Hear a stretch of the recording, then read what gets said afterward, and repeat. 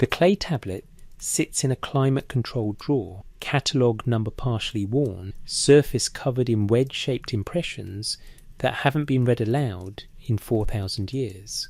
When the curator finally translates the fragmentary line for you, the words stop you cold.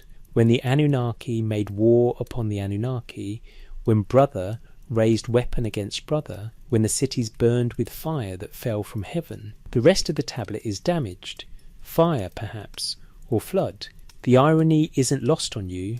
A text describing catastrophic destruction, itself destroyed. But that single line changes everything you thought you knew about ancient warfare, because this isn't mythology about gods fighting monsters.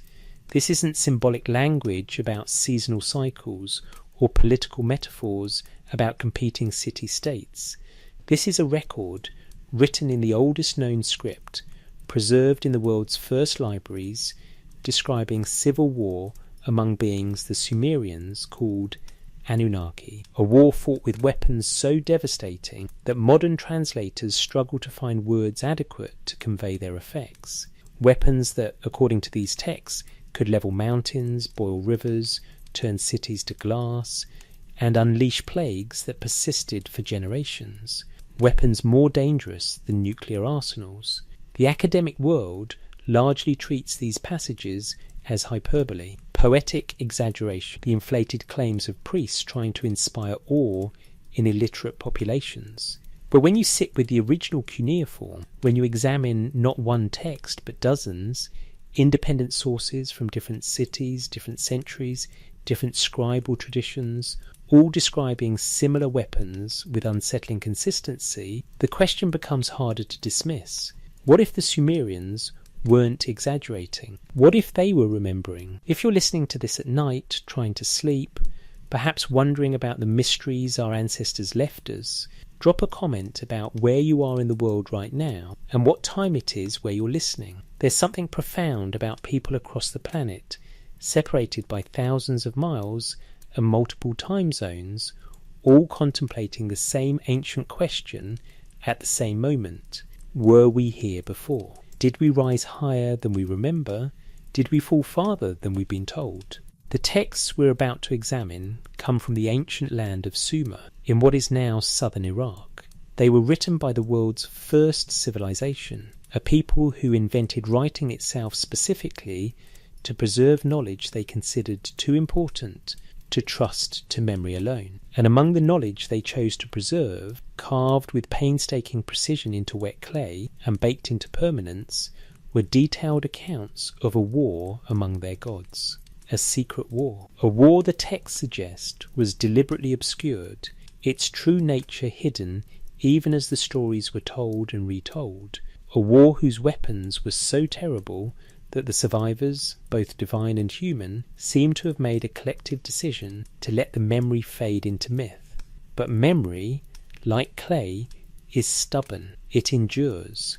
And cuneiform, once baked, lasts forever. The weapons described in these texts possess characteristics that shouldn't exist in Bronze Age literature. Autonomous systems that make tactical decisions, biological agents deployed strategically to target populations, environmental weapons that permanently alter landscapes, devices that emit radiation called malamu in Sumerian, usually translated inadequately as divine radiance or terrifying splendour, but described in the text as something that sickens, burns and kills those exposed to it.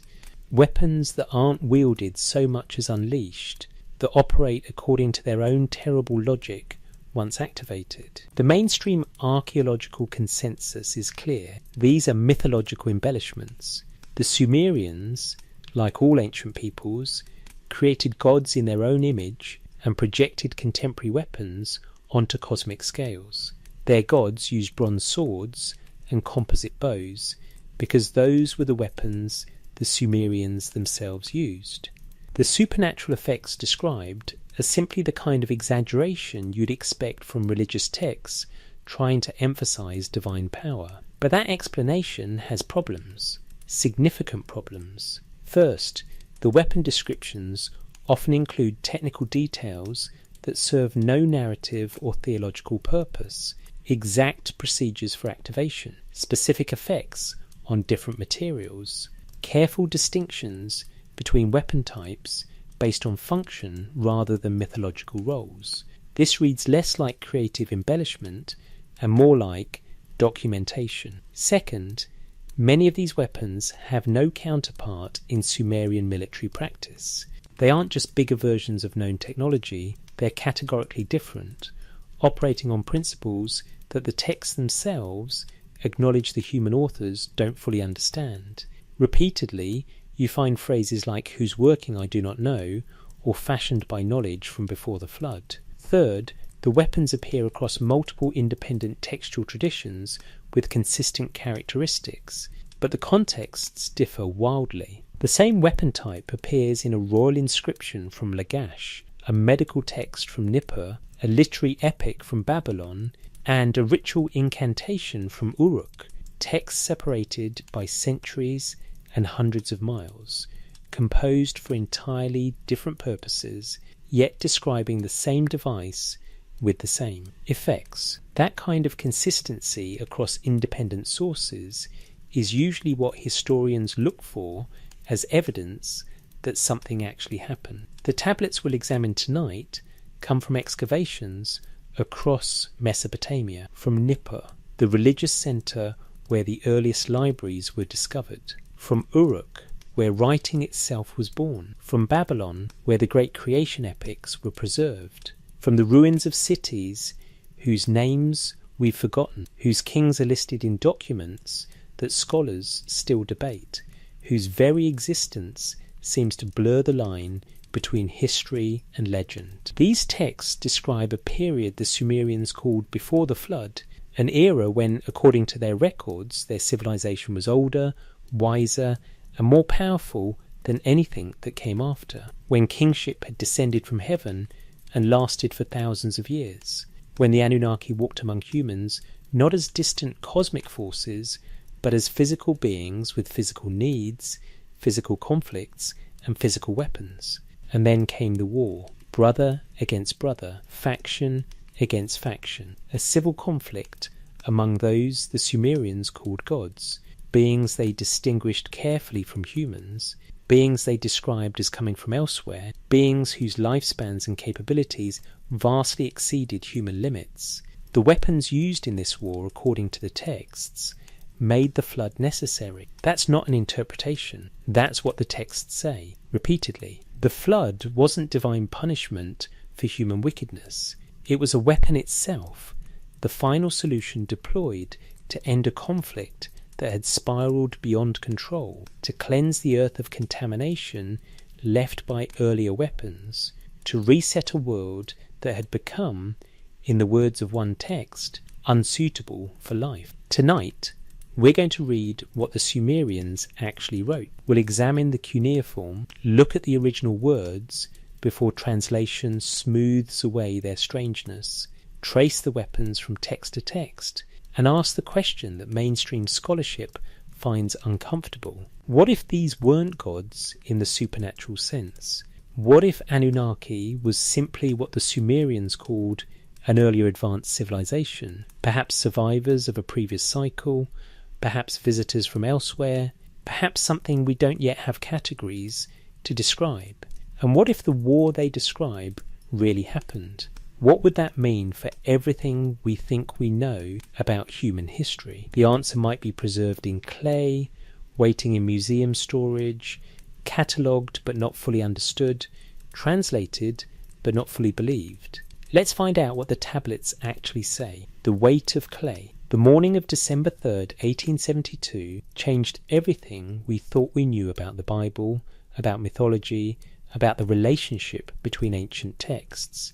George Smith, a young assistant at the British Museum, was working through fragments from the Library of Ashurbanipal, tens of thousands of broken clay tablets excavated from Nineveh by Austin Henry Lard 2 decades earlier. Most were inventories, administrative records, the bureaucratic detritus of an empire, but some were literary. And on this particular morning, Smith picked up a fragment that made him forget to breathe. It described a flood, a great deluge sent to destroy humanity, a righteous man warned by a god, instructions to build a boat, animals brought aboard in pairs, a dove sent out to find dry land, the entire narrative structure of Noah's flood, preserved in cuneiform, written 1,000 years before the earliest biblical texts.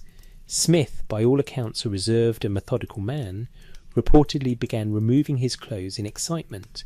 When questioned about this later, he explained simply, "I am the first man to read that after more than 2,000 years of oblivion." He was wrong, of course, about the timeline. The tablet was older than he thought, but he was right about the significance. Because this wasn't a corruption of the biblical story. It wasn't a distorted memory passed down through oral tradition. It was older. It was the source, or at least it was evidence of a much older source that both traditions remembered.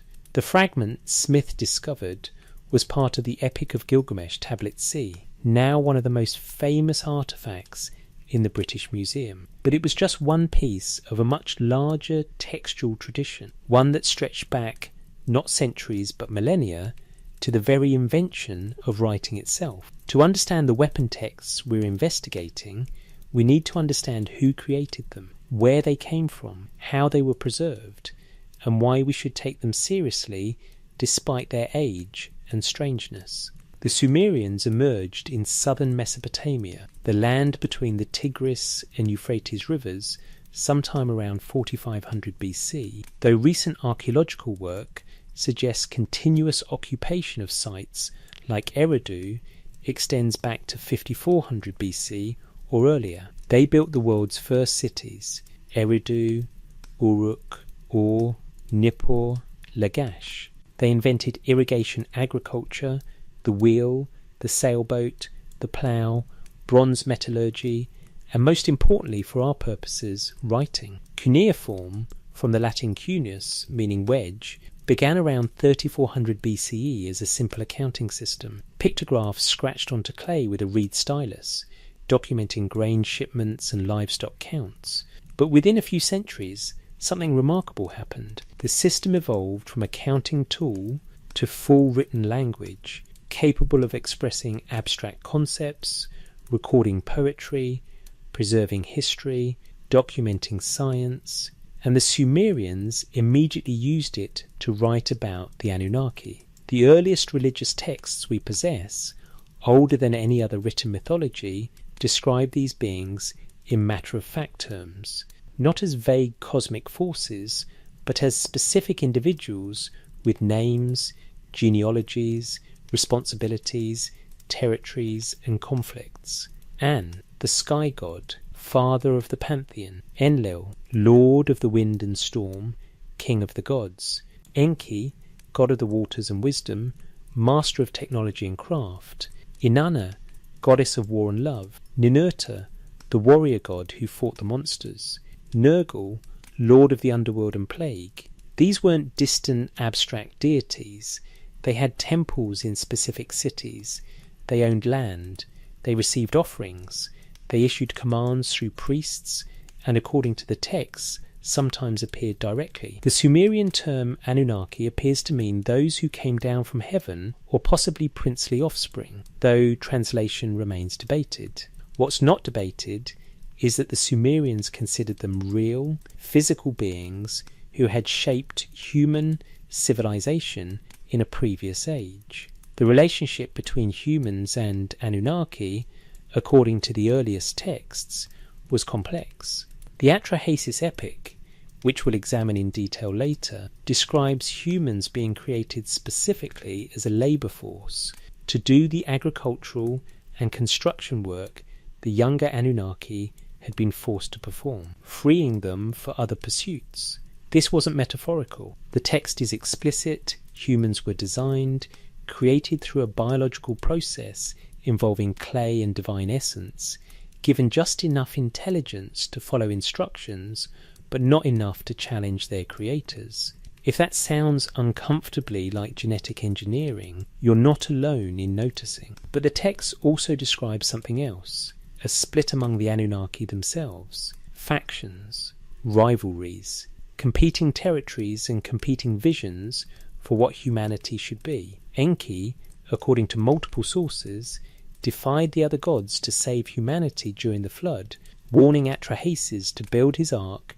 despite the decision of the Divine Council to destroy mankind completely. This wasn't a unified pantheon working in harmony. This was a fractured civilization, its members increasingly in conflict, building toward a catastrophe that would nearly erase everything. The tablets themselves are miracles of preservation. Clay, when baked or accidentally fired during a building's destruction, becomes nearly indestructible, harder than stone, immune to moisture, insects, decay. The cuneiform impressions remain crisp for millennia. Tablets buried in ancient library collapses have been excavated fully readable after 4,000 years underground.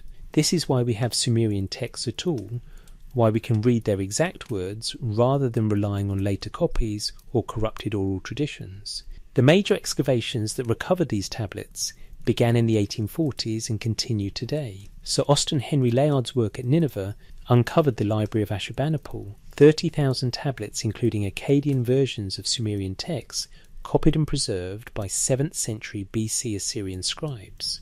The University of Pennsylvania's excavations at Nippur, beginning in 1888, recovered over 50,000 tablets, many in original Sumerian, including the oldest flood narrative, medical texts, and literary works. British, French, German, and American teams worked across dozens of sites: Uruk, Lagash, Babylon, Sippar, Kish. The tablets came out of the ground by the thousands. Most were mundane, receipts, contracts, census records, but scattered among them were the literary and religious texts, the myths and epics that modern scholarship largely dismisses as fiction. Yet these myths were treated very differently by their creators. They were copied and recopied across centuries. They were translated from Sumerian into Akkadian, then into Babylonian and Assyrian dialects. They were studied in scribal schools. They were referenced in royal inscriptions as established knowledge, not as entertaining stories. The Sumerians themselves never used the word mythology. They had different categories of text: Nam-Lugal, records of kingship; Mi-Lam-Bi, texts concerning divine power; Nam-Shub, incantations with historical references. What we call myths, they called history, records of a time before their time, preserved by their ancestors, passed down with the same care given to legal precedents and agricultural calendars.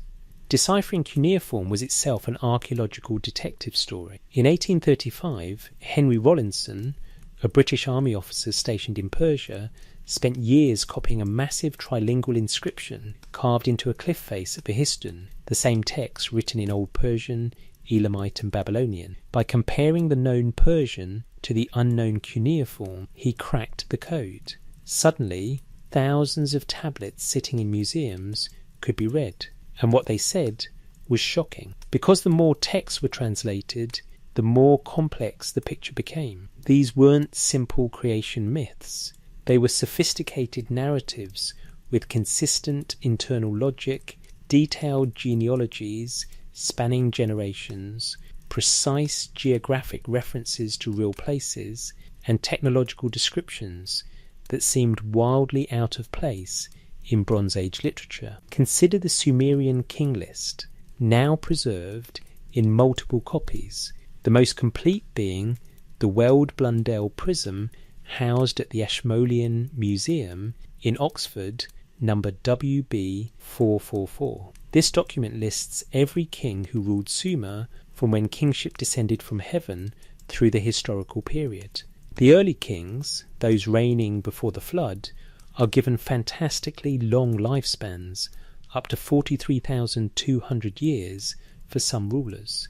Modern scholars treat these numbers as mythological, but the text itself makes no distinction between the antediluvian kings and the later historical ones. It's a continuous chronology, the same format, the same style, listing kings who are proven historical figures right alongside kings who supposedly reigned for millennia. The question becomes, why would a civilization obsessed with accurate record keeping, which kept meticulous accounts of grain harvests and tax revenues suddenly switched to wild fantasy in the middle of what's otherwise a straightforward political document, unless they weren't fantasizing, unless they were recording what they believed to be accurate information about a different kind of time, when life and death operated under different rules. The flood narrative appears in multiple independent Sumerian and Akkadian texts, the Eridu Genesis, the Atrahasis epic, the Gilgamesh epic, the Sumerian king list, and others. The consistency is remarkable. Before the flood there were cities, there were kings, there was advanced civilization. Then came the deluge, a catastrophe so complete that kingship had to descend from heaven again afterward. The few survivors, human and Anunnaki, rebuilt from ruins. But something was lost. Knowledge was lost. Capabilities were lost. The texts describe the pre-flood period as a golden age, but not a peaceful one. There were conflicts over water rights, territorial disputes, competition for resources, and according to multiple sources, increasing tension among the Anunnaki themselves. The Era epic, which we'll examine in detail, describes this tension reaching a breaking point when the plague god Era, sometimes equated with Nurl, becomes convinced that humanity has become too numerous, too noisy, too ambitious.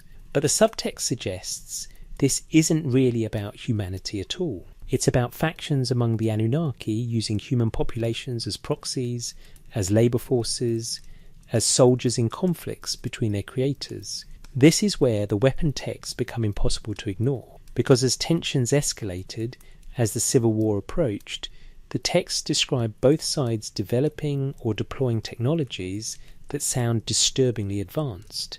Not bigger bronze swords, not more powerful bows, but weapons that operate on entirely different principles, weapons that persist in the environment, weapons that make decisions, weapons that spread like disease, or strike like lightning, or reshape terrain, or render entire regions uninhabitable for generations.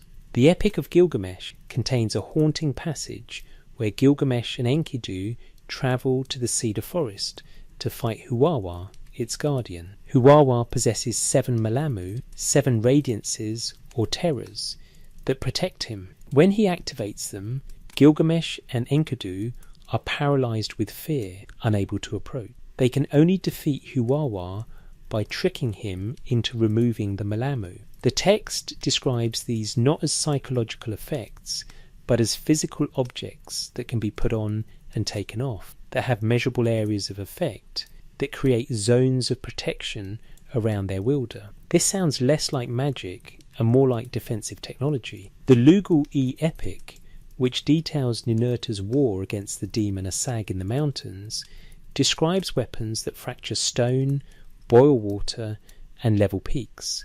After Ninurta's victory, he literally reshapes the landscape. He builds a mountain range as a barrier to contain poisoned waters, redirects rivers, creates valleys. The text presents this as engineering, not miracle. Ninurta doesn't pray for divine intervention. He uses specific tools to achieve specific results, and those tools have names, functions, purposes. One weapon in particular stands out: Shurul, Ninurta's mace. Multiple texts describe Shurul as a sentient weapon. It speaks, it scouts ahead of Ninurta, gathering intelligence and reporting back. It advises on tactics, it flies. In one passage, Shurul transforms into a bird to travel, then reverts to weapon form for combat. The Sumerian text uses language that suggests autonomous operation: Shurul, who knows the heart of the mountains, who scouts the enemy's strength, who returns with a weapon that gathers intelligence and makes tactical recommendations. In 2000 BC literature, these details matter because they suggest something the mainstream interpretation struggles to explain. Why would Bronze Age priests invent weapons that don't resemble anything in their experience? Why give them capabilities that serve no mythological purpose? Gods should be able to simply wish their enemies destroyed. Why equip them with specific tools that require specific procedures to operate? Unless the priests weren't inventing, unless they were remembering or copying from older sources that remembered, a time when such weapons existed. The British Museum, the Louvre, the University of Pennsylvania Museum, the Iraqi National Museum, the Oriental Institute in Chicago, these institutions collectively house hundreds of thousands of cuneiform tablets. Only a fraction have been fully translated and published. Many sit in storage, catalogued but unstudied, their contents unknown. Every few years, a graduate student or professor working through unpublished material finds something significant, a new composition, a variant of a known text that changes interpretation, details that previous translations missed or mistranslated. In 2018, a fragmentary tablet at Oxford was finally translated after decades in storage. It contained 6 lines describing the weapon of error that burns without fire, that sickens without touching, that spreads from person to person like seed. The scholar who translated it noted uncomfortably that this sounds precisely like a description of radiation or biological weapons. The academic paper hedged carefully, metaphorical language perhaps inspired by natural phenomena such as disease or the sun's heat. But the text itself makes clear this isn't the sun. This is a deliberate weapon, created and deployed. Another fragment, published by the Cuneiform Digital Library Initiative in 2021, describes a device called the Shu Zi, literally the hand of breath, or breath of the hand.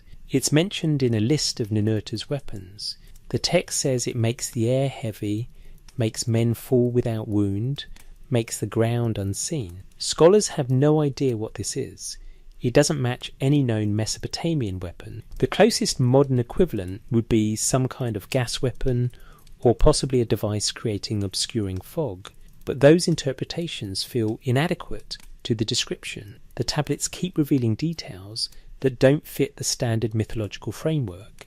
And those details are what we're going to examine in the chapters ahead. Specific weapons, specific battles, specific technologies described with unsettling precision. But before we dive into those details, we need to establish one more crucial point. The Sumerians distinguished carefully between different types of knowledge. They had words for knowledge you learn through experience, knowledge passed down from teachers, knowledge received in dreams or visions, and knowledge inherited from before the flood, a special category that required prefacing statements with phrases indicating the information came from ancient sources, not contemporary observation. When the weapons texts invoke this pre-flood knowledge, they're making a specific claim. We didn't invent these stories.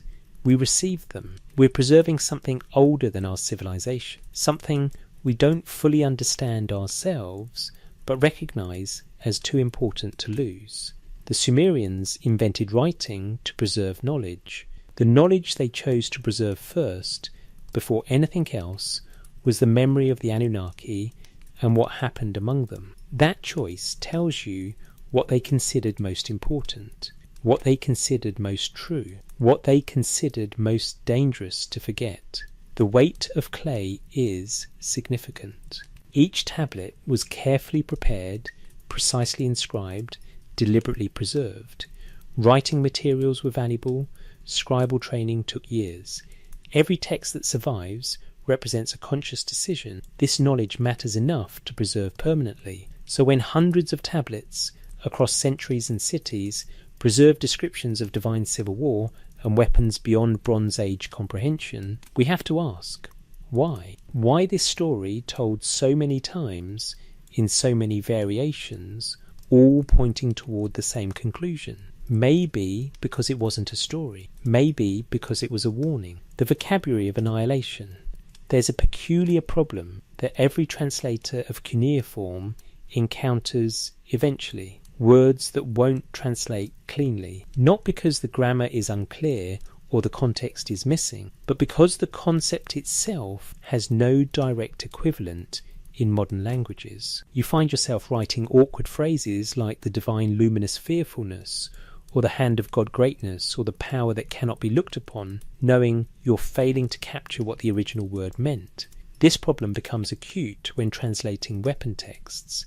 Because the Sumerians and Akkadians had an elaborate vocabulary for warfare, dozens of specific words for different sword types, spear configurations, chariot designs, but they also had another category of words, weapon terms that appear in divine contexts that never show up in mundane military texts, that seem to describe something categorically different from conventional arms. These words are the linguistic fingerprints of technologies the translators don't understand. Consider Melammu, sometimes written as Milam or Milambi. It appears constantly in texts about the Anunnaki. Standard translations render it as terrifying splendour, fearsome radiance, divine aura, or luminous glory. But when you examine the actual context where it appears, those translations become inadequate, even misleading. In the Lugal-e epic, Ninurta's enemy Asag is described as possessing Melammu so powerful that warriors cannot approach him. Not won't approach, can't. The text is explicit. The Melammu covered him like a garment. The radiance fell upon the warriors. Their legs would not carry them forward. Their hands dropped their weapons.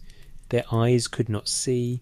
Their mouths could not speak. This isn't psychological fear. This is physical incapacitation.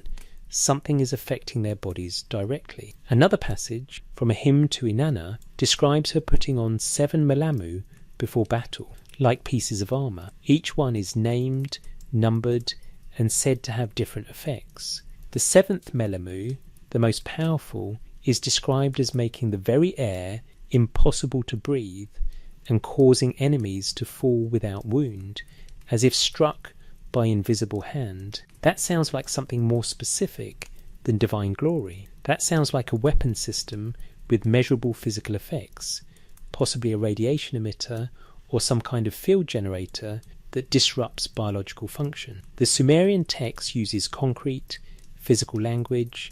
The Melammu has weight, can be carried, can be activated and deactivated, affects different materials differently, has a range beyond which it ceases to work. One medical text from Nippur, published in the 1940s, but not widely discussed because it doesn't fit standard interpretations, describes symptoms of Melammu sickness. The text lists symptoms: hair falling out, skin developing sores, bleeding from the mouth, weakness, death within days. The priest-physician writing the text notes that this sickness comes from the place where the gods made war, and that those who enter that place, even now, many years after, suffer the Melammu sickness. That description is uncomfortably close to acute radiation syndrome. Another problem word, pulu or pular in Sumerian, usually translated as fear or terror, but again the contexts suggest something more physical. In the Era epic, the god Era possesses pulu that he can project onto cities. When he does, people experience specific symptoms: trembling, paralysis, inability to think clearly, uncontrolled evacuation of bowels, collapse. The text distinguishes this clearly from ordinary fear in battle. Soldiers are described as seized by pulu as a condition distinct from being afraid. The Akkadian scholar A.L. Oppenheim published a detailed analysis of pulu and Melammu in 1943, noting they appear to be related but distinct phenomena. Melammu causes physical incapacitation and sickness. Pulu causes neurological and psychological effects. Both are treated in the texts as things that can be wielded, directed, intensified, or shielded against. Both affect humans and gods, though gods can typically withstand exposure that kills humans instantly. Oppenheim stopped short of suggesting these were actual technologies, noting only that the texts treat these as measurable, predictable phenomena with consistent effects, more akin to how we might describe electricity or radiation than how we typically describe religious or emotional experiences. Then there are the weapon-specific terms that defy translation entirely. The word Guillemar appears in several weapon lists. Translators have rendered it as axe or hatchet, but the contexts make clear it's neither. In one text, a Aegean Ma is thrown into a river, and the waters become poisoned for 3 Baru, roughly 30 kilometres downstream. In another, a Aegean Ma is placed on the ground and creates a barrier no army can cross for days afterward. These aren't effects of Bronze Age axes. These sound like chemical or radiological weapons that contaminate terrain. The Ar-Ur, the famous weapon of Ninurta that we touched on earlier, is consistently described with capabilities no mace should possess. It flies, it scouts independently, it returns with intelligence, it speaks. Though the texts are careful to specify it, it speaks not with voice, but with meaning that enters the mind directly. This is described as standard function, not miraculous intervention. Multiple texts spanning centuries repeat these same characteristics. Either this is the most consistent literary fabrication in human history, or the texts are describing something that actually existed, some kind of autonomous or semi-autonomous device. In the weapons catalogue from Ninurta's arsenal in Lugal E, each weapon is given a poetic epithet that also describes its function. The weapon that makes no distinction kills everything in area of effect. The club which tears out entrails penetrate armour to damage internals. The spear, that multiplies itself, possibly fragmentation weapon or multiple projectiles. The mace of 50 heads, area weapon, with distributed impact points. The storm which knows no rest, tempen, that continues operating without wielder. The thing that fills the land with venom.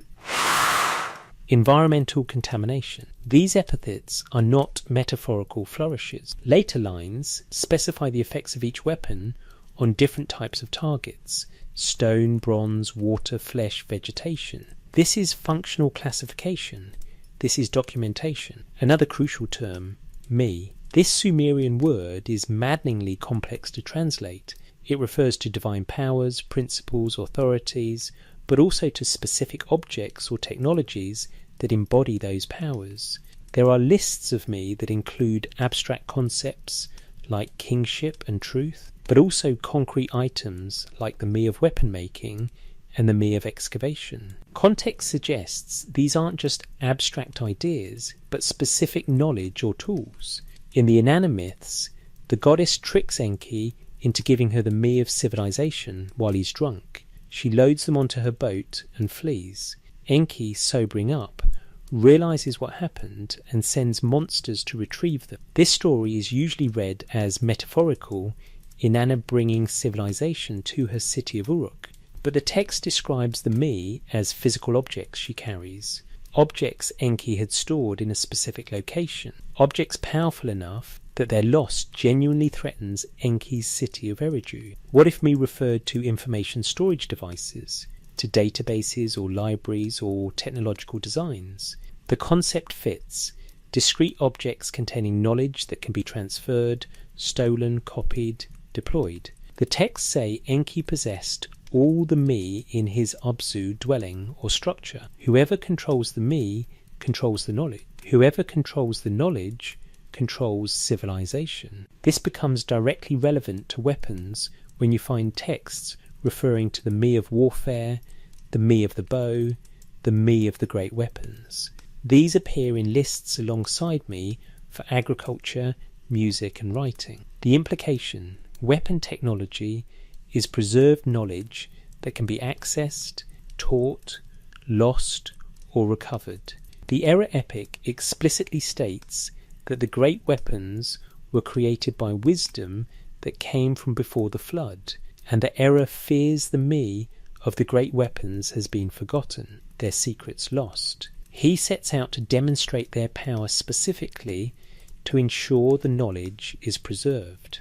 This sounds remarkably like someone trying to maintain institutional knowledge of weapon systems during a period of civilizational decline. The linguistic evidence continues to accumulate. In texts describing battles among the Anunnaki, you find technical language that has no business in mythological literature. The weapon was activated according to the procedure laid down operational protocol. The seventh seal was broken, and the weapon released Ifti mechanism. He spoke the words that give it life, and it rose up activation or command codes. The hand of God struck from heaven or aerial weapons platform. The fire that burns within water, chemical reaction, possibly thermite or similar. The wind that kills all breathers weapon, biological agent, vacuum effect. These phrases appear across multiple independent texts. They're not poetic elaborations. They're procedural descriptions using consistent terminology. Perhaps most telling, the texts frequently acknowledge they don't fully understand what they're describing. You find phrases like, "Its making I do not know," "fashioned by knowledge we no longer possess," "the weapon whose working is hidden," "created by wisdom from the time before our time." This is ancient technical documentation written by people who know they're copying information they don't fully comprehend but recognize as important.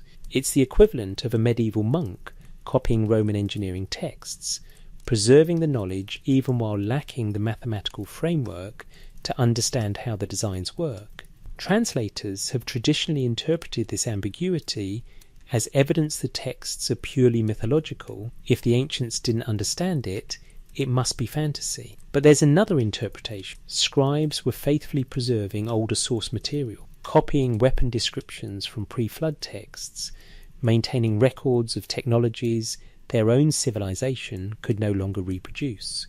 This happens in history. After the Western Roman Empire collapsed, technical knowledge was lost. Medieval Europeans couldn't build aqueducts or dome structures. They could copy the texts that described how Romans did it, but they lacked the engineering expertise to implement them. The knowledge persisted in literary form long after the practical capability vanished. What if the Sumerians were in a similar position? What if they inherited libraries from the pre-flood civilization, copied the text dutifully, preserved the knowledge, but could no longer build the weapons themselves? The Melamu became divine radiance because they no longer had the framework to explain it technically. The Ar-Ur became the mace that flies because autonomous weapons were outside their technological experience. But they knew it had been real once.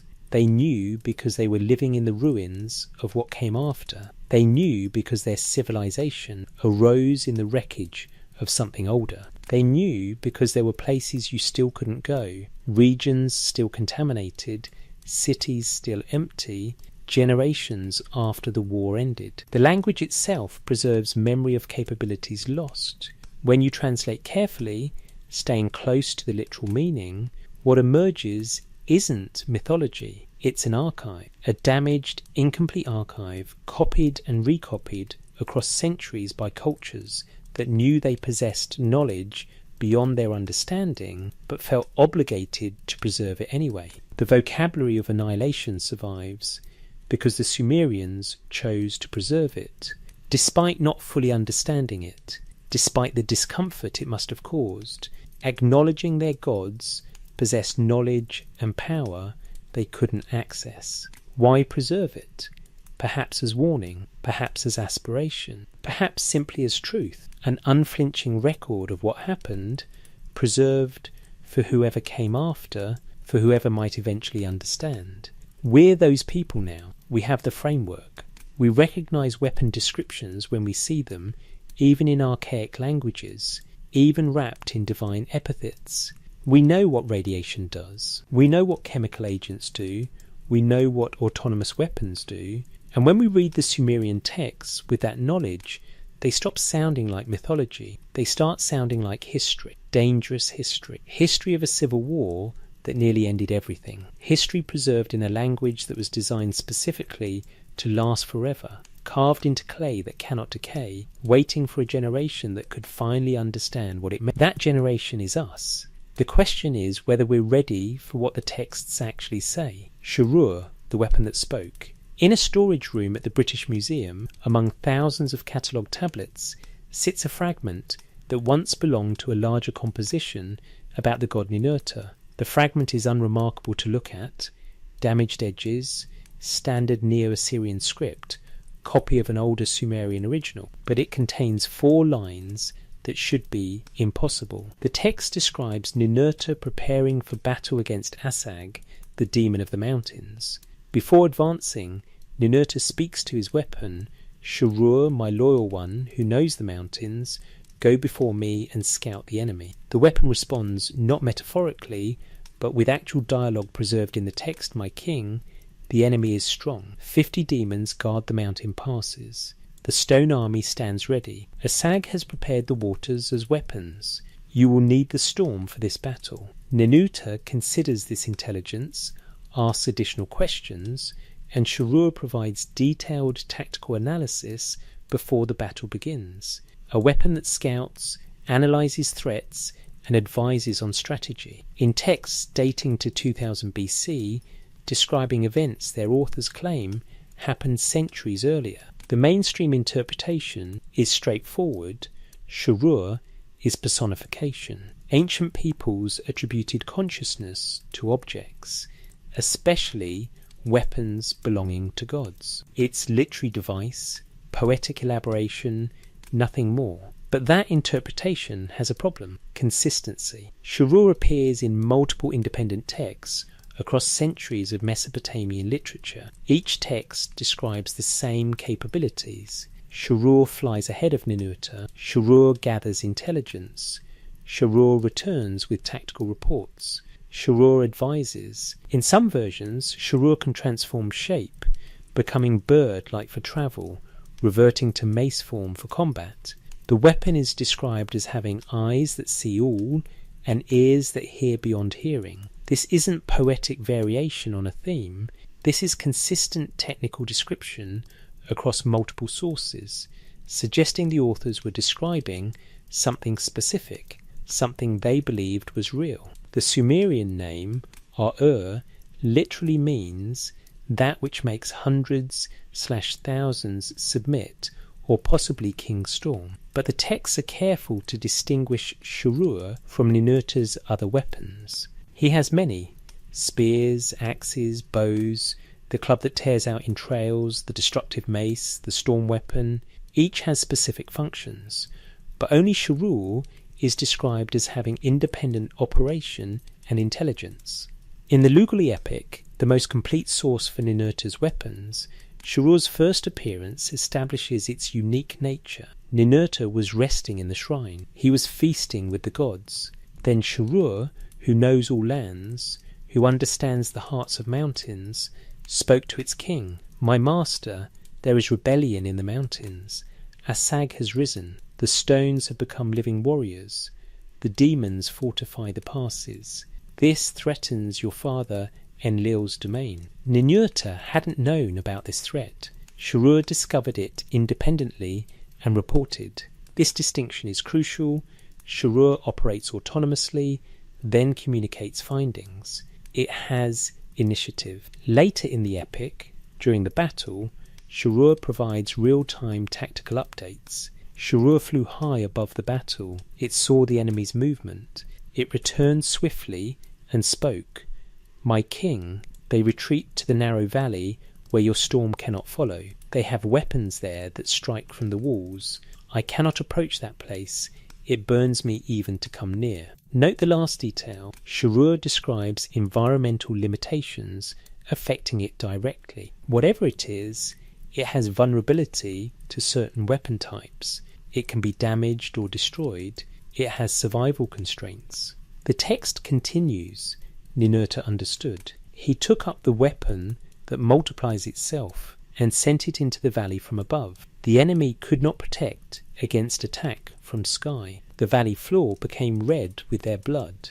This sounds like tactical problem solving based on intelligence gathered by aerial reconnaissance. The language is procedural, almost clinical. Scout identifies enemy position and defensive advantages. Commander selects appropriate weapon system for terrain and threat. Attack is executed from axis where enemy is vulnerable. In another text, the Ans epic, Shurur plays a crucial role in recovering the stolen Tablet of Destinies. The bird demon Ans has stolen this powerful object and fled to the mountains. Multiple gods try and fail to retrieve it. Ninurta volunteers. But he brings Shurur. The text describes Shurur scouting Anz's hideout, determining approach routes, identifying vulnerabilities. When Ninurta's initial attacks fail, Anz uses the Tablet of Destinies to nullify weapons. Shurur analyzes the problem and proposes a solution. The tablet controls what is commanded. Attack with what needs no command. Attack with wind and storm that move by nature, not by will. Ninurta implements this advice. He uses weather as a weapon, natural phenomena that can't be nullified by the tablet. The strategy succeeds. This isn't divine intuition. This is systematic intelligence analysis, threat assessment, and tactical innovation. The kind of decision-making we associate with advanced command and control systems, not Bronze Age weapons. The physical descriptions of Shurur are equally intriguing. It's described as made of bronze and lapis lazuli, with the eye of heaven in its head and the wings of the wind. Standard translations assume this is decorative description, but technical interpretation yields different possibilities. Bronze and lapis lazuli, conductive metal and piezoelectric crystal composite, eye of heaven in its head, optical sensor or guidance system, wings of wind, flight surfaces or propulsion system.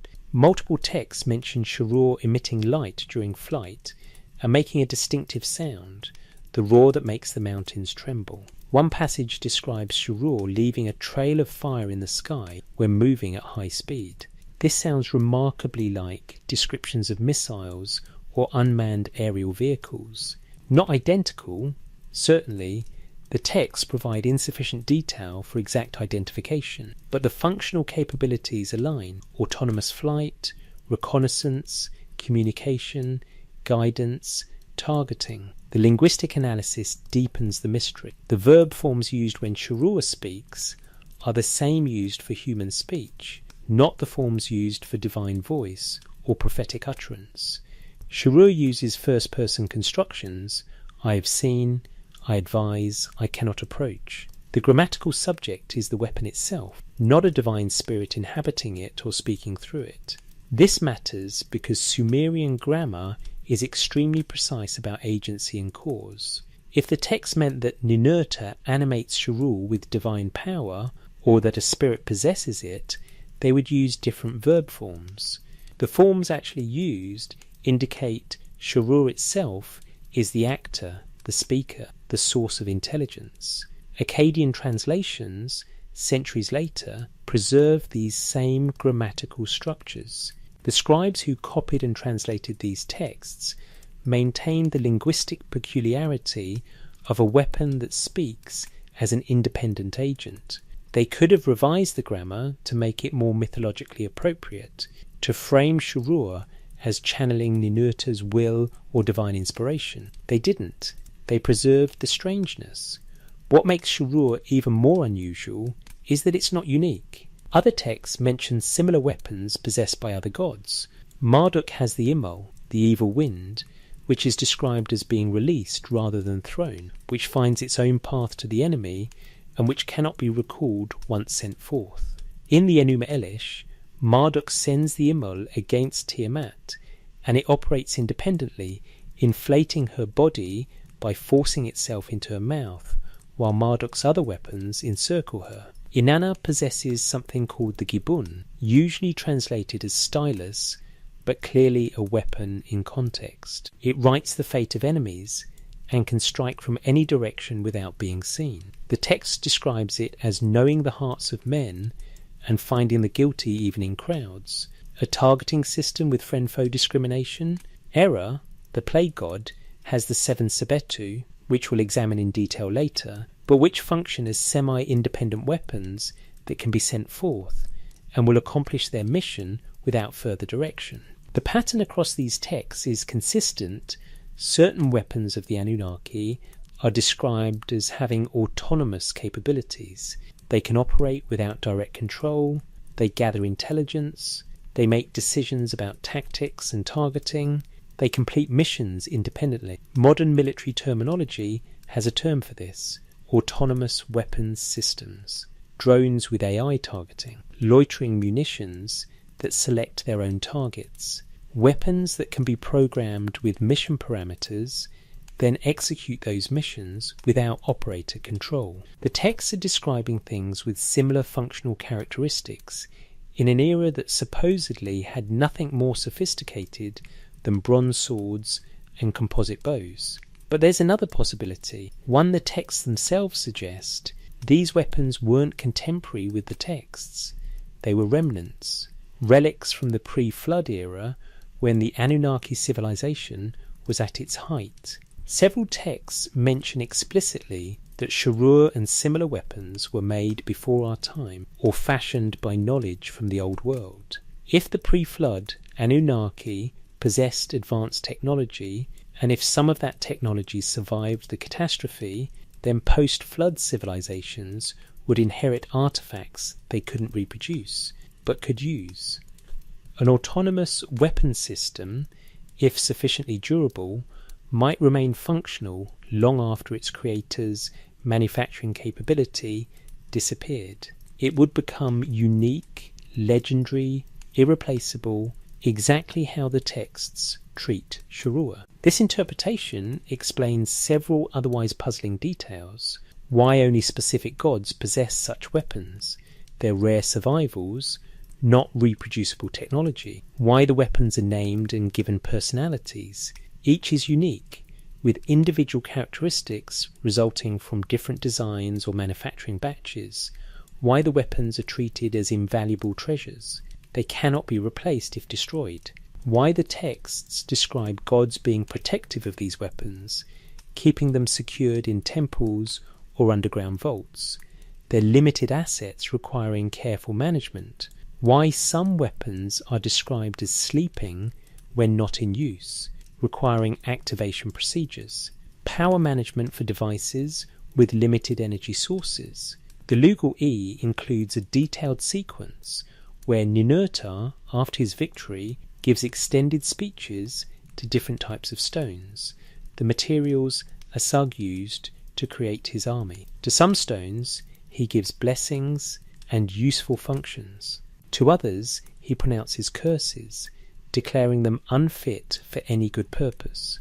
This section is usually read as mythology, explaining why certain rocks are valued and others aren't. But embedded in these speeches is a curious detail. Ninurta declares that certain stones shall never again be used for weapons, and that the knowledge of making them live is forbidden. Some stones are specifically cursed, because they received the evil me or were given the knowledge that should not be shared. This sounds like a non-proliferation treaty, a deliberate decision to suppress certain technologies, to forget certain knowledge, to ensure specific weapon types are never created again. The stones that became living warriors under Asag's control are particularly condemned. Ninurta says they will remain in the mountains where they belong and never again come down to the cities. Whatever technology animated these stone soldiers, Ninurta wants it buried and forgotten. Yet Shurur itself is preserved, carefully maintained, passed from conflict to conflict. The difference might be controllability. Shurur obeys its wielder. It's loyal. It can be managed. The stone army, once animated, apparently couldn't be reliably controlled. They followed Asag until his defeat, but the implication is they could have turned on anyone. The risks of autonomous weapons are as old as the concept itself. What happens when the weapon chooses its own targets? How do you ensure loyalty? How do you prevent them being turned against you? These are debates happening right now in military circles about AI weapons, and they're embedded in 4,000-year-old texts about Shurur and its contemporaries. One final detail from the Shurur texts deserves attention. After Ninurta defeats Asag and reshapes the landscape, he addresses Shurur directly. Shurur, you have been faithful. You have served me truly. You saw what I saw, understood what I understood. You are more than weapon. You are companion. Then the text adds, and Shurur rested in the house of Ninurta, in its place of honour, where it waits even now for the call to battle. The phrase even now suggests the text was written when Shurur still existed, still waited in Ninurta's temple, centuries after the events described. A weapon so valuable, so irreplaceable, that it was preserved as a sacred relic long after active warfare ended. Did Shurur exist? Did something like it exist? The texts say yes, consistently, across centuries and sources. They describe it with functional specificity that reads like technical documentation. They attribute to it capabilities that align eerily well with modern autonomous systems. Either this represents the most elaborate and consistent fantasy about a weapon ever maintained across multiple cultures and centuries, or the texts are preserving memory of something that genuinely existed, something so far beyond Bronze Age technology that it could only be understood as magical, but which functioned according to consistent, repeatable, describable principles. Shurur, the weapon that spoke, the scout that flew, the advisor that analysed battles, the loyal servant that waited, perhaps for millennia, for the next command. The texts say it's still there, somewhere, sleeping in darkness, waiting. What would we do if we found it? The seven who decree fate. The tablet was almost discarded. When British museum curators first catalogued it in the 1870s, they labelled it fragment, mythological content, low priority. It sat in storage for decades. Then, in 1956, a young Assyriologist named W.G. Lambert decided to work through the unpublished error material, piecing together one of the most disturbing weapon narratives in the cuneiform corpus.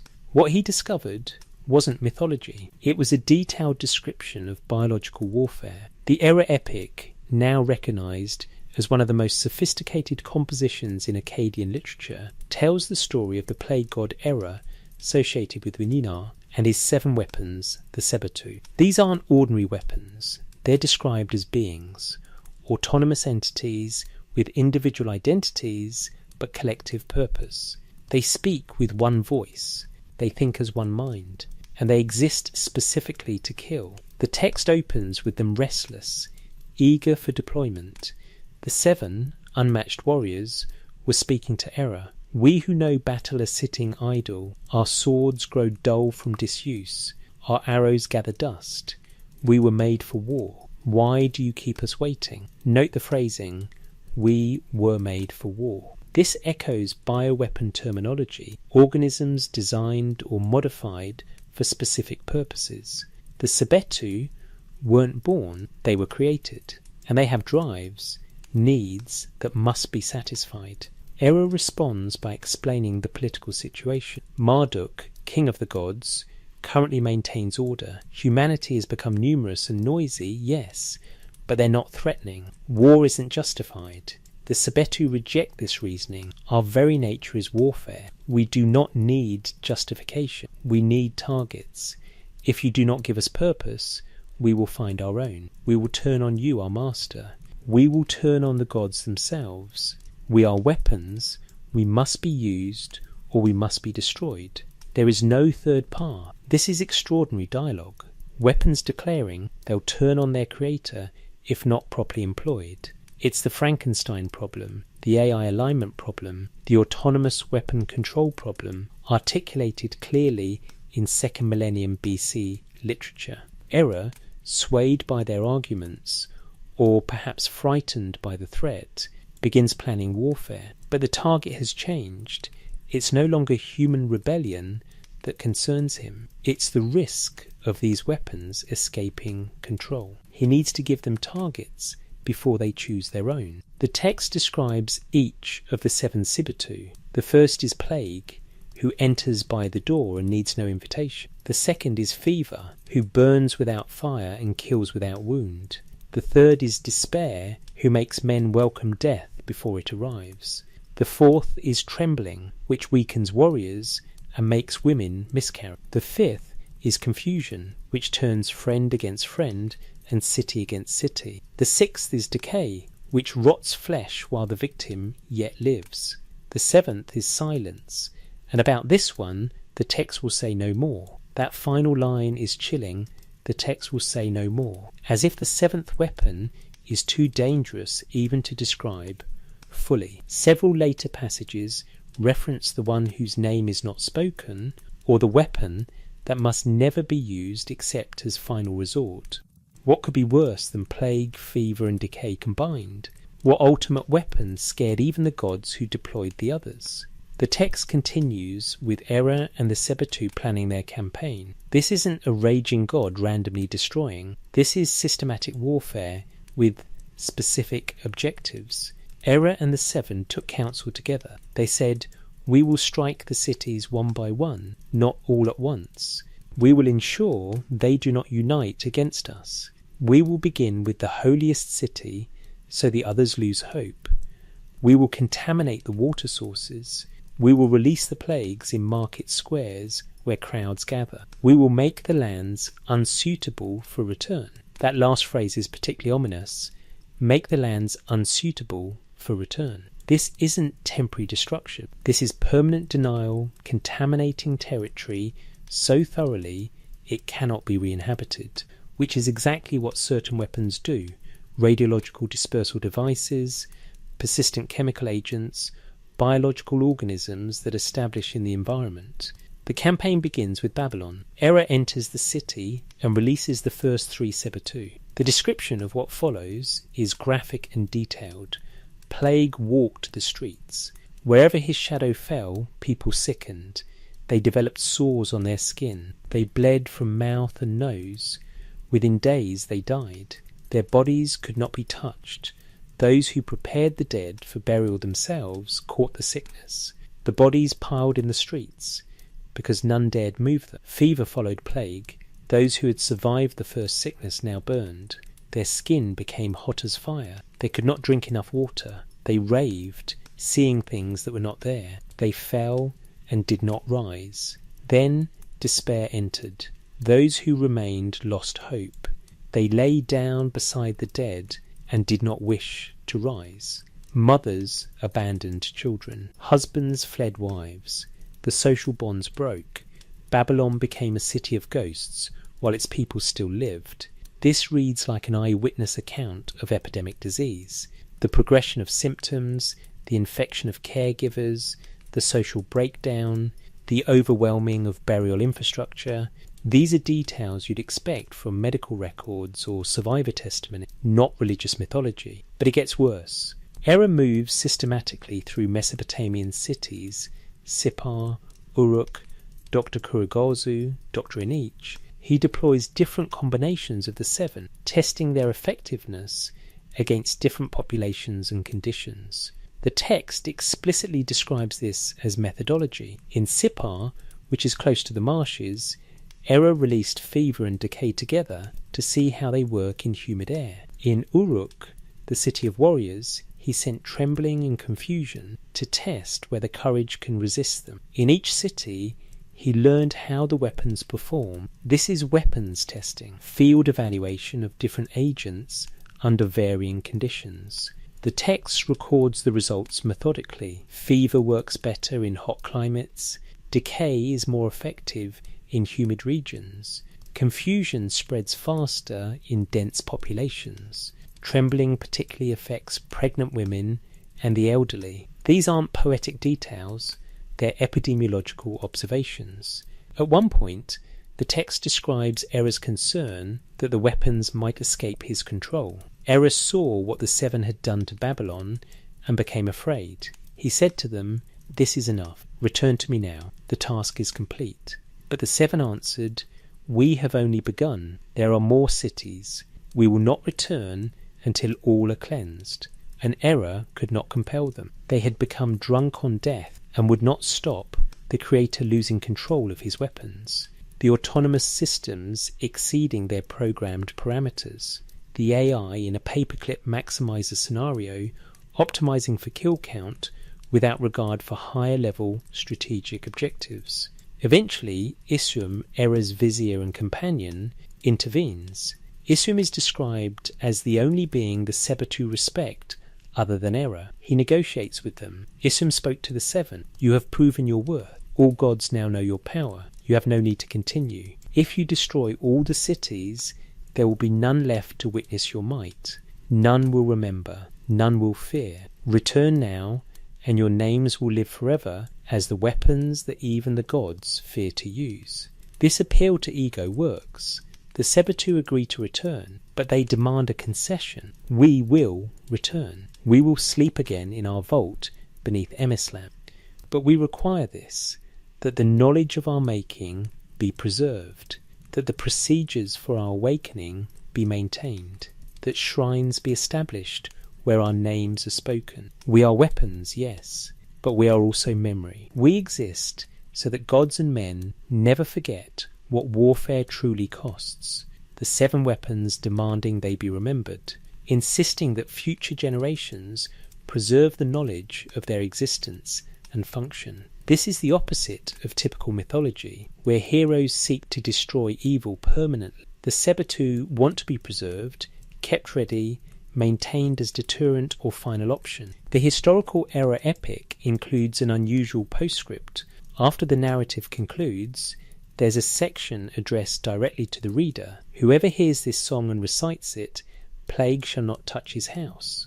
The 7 shall not enter his door. This tablet is protection against the weapons it describes. Copy it faithfully. Place it in your home. Remember the names of the 7, and they will not harm you. This passage has puzzled scholars. Why would a mythological text claim to offer physical protection against the events it narrates, unless the text isn't mythology? Unless it's documentation of real weapons, and knowing about them, understanding how they work, recognizing symptoms, taking precautions, actually does provide protection. It's the equivalent of a radiation safety manual or a biological weapons recognition guide. The information itself is protective because it allows identification and response. The tablet was treated accordingly. Copies of the era epic have been found in temples, palaces, and private homes across Mesopotamia. Multiple versions carefully preserved, suggesting the text was considered genuinely protective, not merely entertaining or edifying. Some copies include marginal notes added by later scribes. This was proven true in the time of my grandfather. These signs were seen in Nippur 40 years past.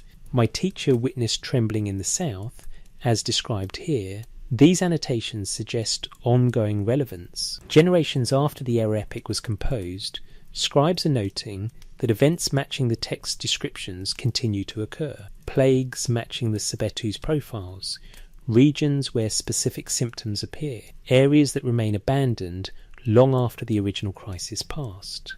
One particularly chilling note, added to a tablet now at the University of Pennsylvania CBS 1532, reads, "There are places where the earth itself is sick. Where the Sebetu passed, the land remembers.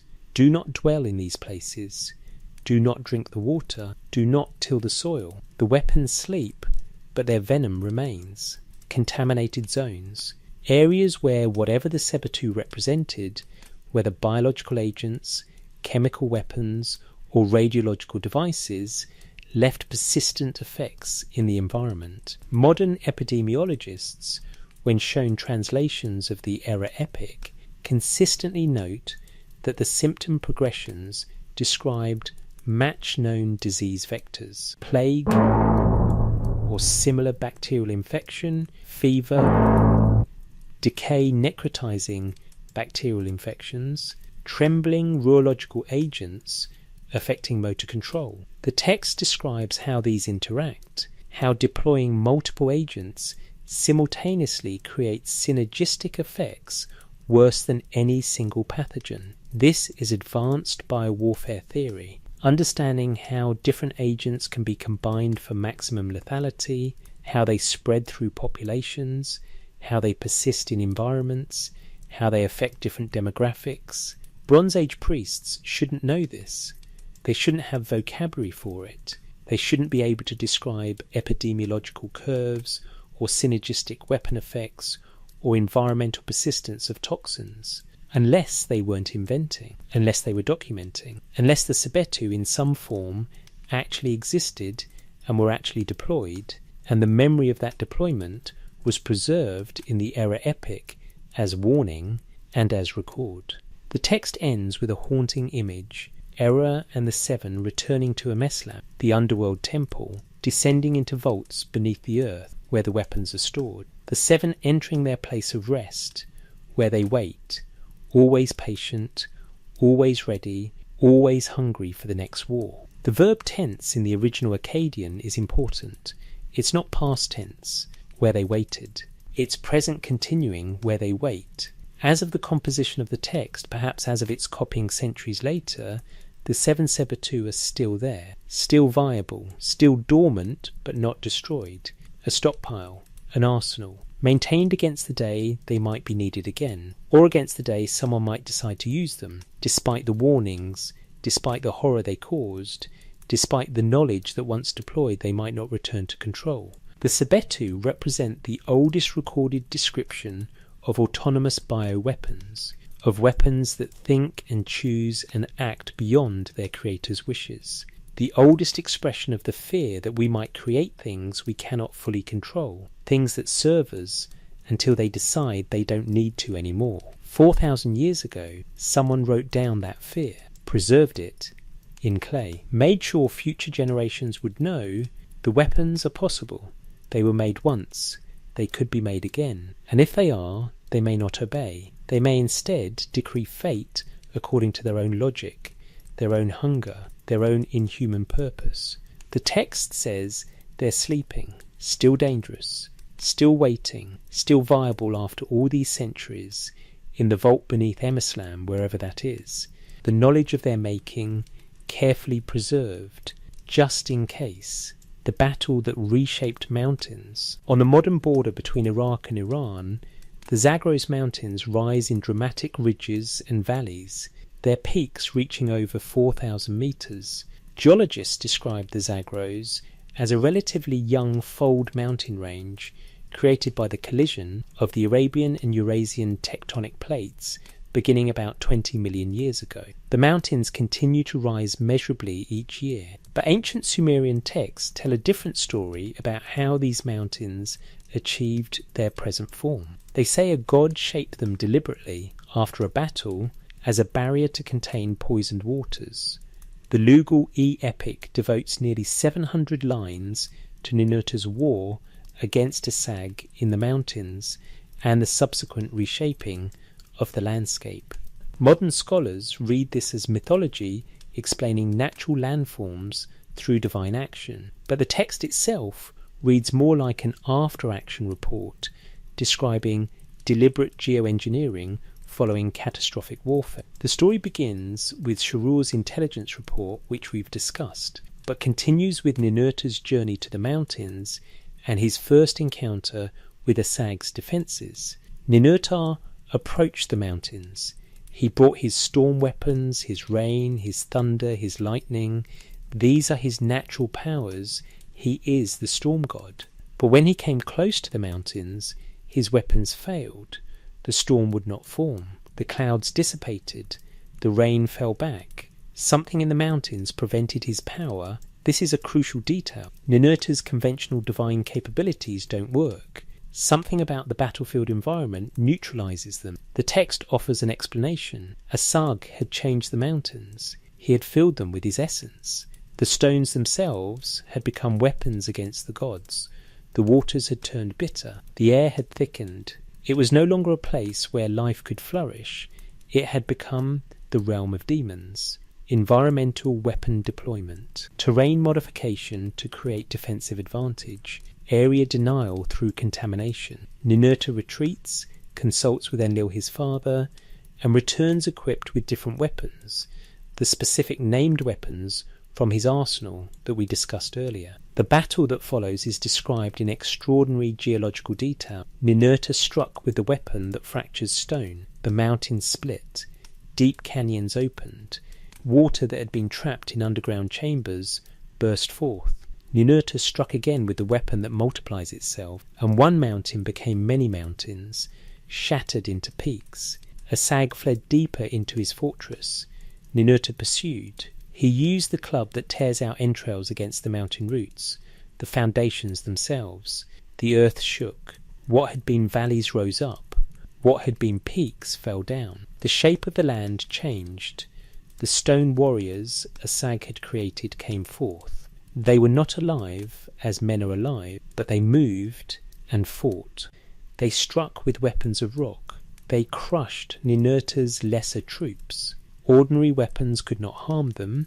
They were stone. They could not bleed, could not tire, could not fear. Ninurta used the weapon that makes no distinction. It destroyed stone as easily as flesh. The stone army fell. They became rubble. To this day, their pieces lie scattered in the mountain passes, and men who find them say these stones are shaped too perfectly to be natural. Something made them. Pause here. The text claims there are stone fragments in mountain passes that appear artificially shaped. Archaeological surveys of the Zagros region have indeed found anomalous stone formations, cut blocks with no apparent structural purpose, scattered as if from destruction rather than organised construction. Standard archaeology attributes these to Bronze Age quarrying or early attempts at megalithic building, but they don't form structures. They're just scattered pieces, as if something large was destroyed and the fragments never cleared. The battle continues. Arsag himself now confronts Ninurta. Arsag was terrible to look upon. He was not made as gods or men are made. His form was chaos given shape. When he breathed, mountains moved. When he spoke, the earth cracked. He possessed Malamu so powerful that even Ninurta could not approach directly. But Ninurta had learned from Sharul's reconnaissance. He knew Asag's weakness. Asag drew power from the poisoned waters he had created. Cut off those waters, and his strength would fail. Ninurta struck not at Asag, but at the water sources. He shattered the underground chambers. He collapsed the channels. He caused the poisoned waters to drain away from the mountains, flowing down into the lowlands where they spread across the plains. This tactical decision is significant. Rather than direct confrontation, Ninurta attacks infrastructure. He cuts off the enemy's power source. This is sophisticated strategy, not mythological combat. But it creates a new problem. The poisoned waters are now flowing toward the inhabited lowlands. The text describes Ninurta realizing this in real time. Ninurta saw what he had done. The bitter waters were spreading. They would reach the cities. They would kill the cattle, poison the fields, sicken the people. The cure was worse than the disease. So Ninurta worked quickly. He took the bodies of the mountains he had shattered and built a barrier. He piled peak upon peak. He sealed the valleys. He created a wall of stone higher than any wall built by human hands. Behind this wall, he forced the poisoned waters to collect in a great pool, a lake where no life could survive, but where the poison would be contained, would not spread further. The text then provides specific geographic details. It names rivers Ninurta redirected. It describes the new course of the Tigris. It explains why certain valleys are fertile and others barren. It identifies specific mountain ranges as Ninurta's barriers. Here's where it becomes testable. If this is pure mythology, the geographic details should be vague or contradictory. But if it's documentation, the details should match actual terrain. They do, consistently. The Lugal E describes water flow patterns in the Zagros that match actual hydrology. It explains the presence of certain toxic lakes and dead zones that exist in the region even today. It accounts for the unusual parallel ridge structure of the Zagros, which differ from most mountain ranges. It even explains certain ore deposits found in specific locations. The text says Ninurta blessed certain stones, making them valuable to humans, and those stones are found in the regions the text specifies. This level of geographic accuracy in a mythological text is unusual. It suggests either the author had extensive personal knowledge of the region, possible but unlikely for a scribe writing in Babylon about mountains hundreds of miles away, or the text is based on older, more detailed source material that included accurate geographic information. After constructing his barrier, Ninurta addresses the landscape itself in the famous Blessing and Cursing of the Stones section. He goes through different types of rock and mineral, declaring which will be useful to humans and which will not. This section runs over 150 lines and includes remarkably accurate descriptions of different stones' properties. Lapis lazuli is blessed for its beauty and use in sacred objects.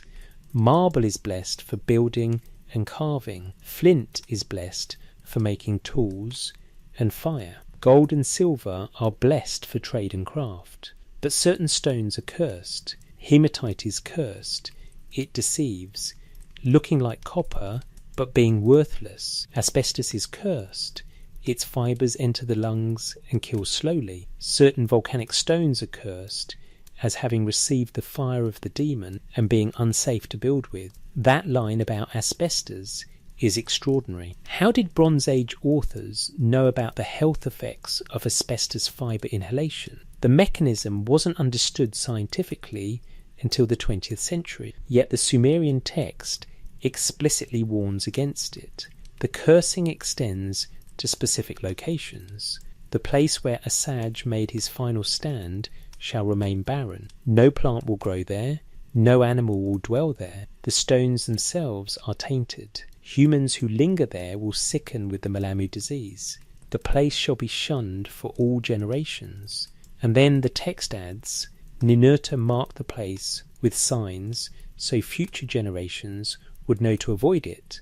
Are there such places in the Zagros? Regions that remain barren where locals traditionally avoid dwelling? Yes. Multiple valleys and plateaus in the region are considered cursed or haunted in local tradition. They support no vegetation despite adequate rainfall. Livestock that wander in become sick. People report headaches, nausea and weakness when spending time there. Modern geological surveys attribute these dead zones to various factors: unusual mineral composition, underground gas seepage, high levels of certain elements. But the traditional explanations persist. These are places where the gods fought, where the demons fell, where the earth itself was wounded. The text describes Ninurta working for what seems to be an extended period. The sun rises and sets multiple times during his engineering project. This isn't instantaneous divine miracle, this is sustained effort. The scale is enormous, redirecting rivers, piling mountains, excavating channels, building barriers. The text uses terminology suggesting massive earth moving. Ninurta uprooted the mountains as men uproot plants. He carried peaks from one place to another. He dug into the earth deeper than any mine. He shaped the land as a potter shapes clay. If something like this happened, it would require energy and capability far beyond Bronze Age technology. Modern earth-moving equipment, despite its power, would require decades to reshape terrain on the scale described. The Three Gorges Dam in China, one of the largest earth-moving projects in human history, took 17 years and millions of workers. But the text describes this as one god's project, which means either it's pure fantasy or the technology available to gods far exceeded what we consider possible even today. Or there's another interpretation, geological cataclysm described in anthropomorphic terms. Massive earthquake activity, volcanic events, tectonic upheaval that actually did reshape the mountains. The Zagros are seismically active. Major quakes historically have altered river courses, created and destroyed lakes, caused massive landslides that changed valley configurations. What if the battle between Ninurta and Asag was actually a geological catastrophe, earthquake and volcanic activity that the Sumerians witnessed or inherited memory of? The descriptions would make sense. Ground shaking, mountains splitting, underground waters bursting forth, toxic gases released, the landscape permanently altered. But that doesn't explain the weapon descriptions. Natural disasters don't involve the weapon that multiplies itself, or the club that tears out entrails, or tactical decisions about where to strike. Natural disasters don't include Sharur scouting and reporting, or Ninurta selecting specific tools for specific purposes, unless both happened, unless there was both geological catastrophe and weapons deployment. Unless someone triggered the geological activity deliberately, earthquake weapons devices designed to destabilize tectonic structures, tools for weaponizing natural forces. Modern militaries have researched such weapons: earthquake generation through underground nuclear detonation, tsunami creation through strategic explosives, weather modification for military advantage. These aren't science fiction, they're documented research programs, though their success remains classified or limited. What if this research isn't new? What if the Anunnaki already solved these problems? What if Ninurta's arsenal included devices we'd recognise as geophysical weapons, tools for triggering earthquakes, destabilising mountains, redirecting water through explosive hydrogeology? The description of Asag's defeat is particularly detailed. When the waters were contained and his power failed, Asag could not maintain his form. He collapsed back into the stone from which he had risen. Ninurta struck him with the final blow, and Asag shattered into pieces. His essence returned to the earth. The mountains became normal mountains again, stone, not demon. Life could return, though slowly, carefully, only to certain safe areas. Asag didn't die like a biological being. He collapsed back into stone, and his essence returned to earth. If Asag was a personification of geological activity, volcanic or seismic energy, given narrative form, then his death would mean those forces subsiding, returning to normal background levels.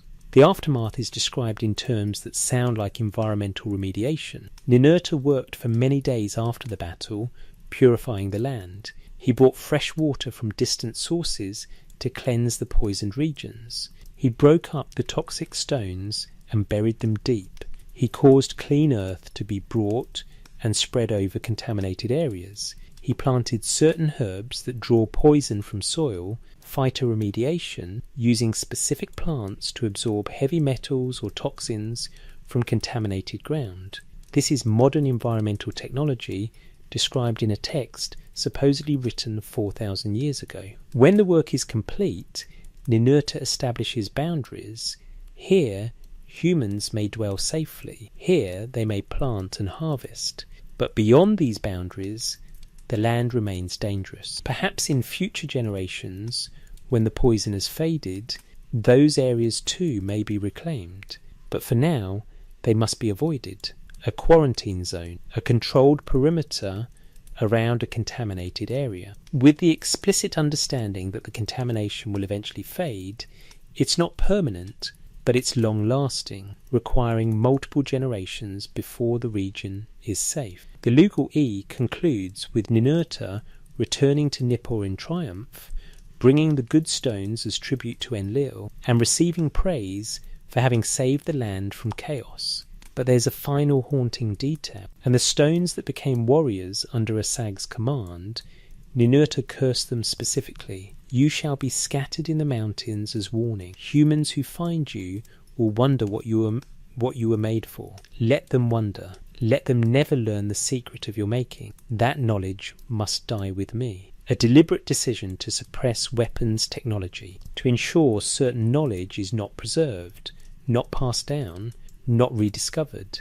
Yet the text itself preserves enough detail for us to ask questions, to wonder about stone constructs that moved and fought, to consider how rock could be animated, or what appeared to be rock might actually have been, to puzzle over why a god would specifically forbid humans from learning how to make such things, the battle that reshaped mountains, the war that required geological engineering to contain its aftermath, the conflict whose contamination persisted for generations, whose scars remain visible today. The Zagros Mountains stand as they were left. The dead zones remain dead. The poisoned lakes are still there. The scattered stone fragments that look too regular to be natural still puzzle archaeologists. And in museums and private collections, fragments of the Lugal preserve the account of how it happened. The text says Ninurta reshaped the landscape to contain weapons effects too dangerous to leave unchecked. The landscape says something catastrophic happened there that left permanent changes. Those two pieces of evidence, ancient text and modern geology, point toward the same conclusion. Something happened in those mountains, something that involved deliberate destruction on a scale that altered the terrain, something whose effects were understood to be poisonous, persistent, requiring containment. The gods called it war. We might call it something else.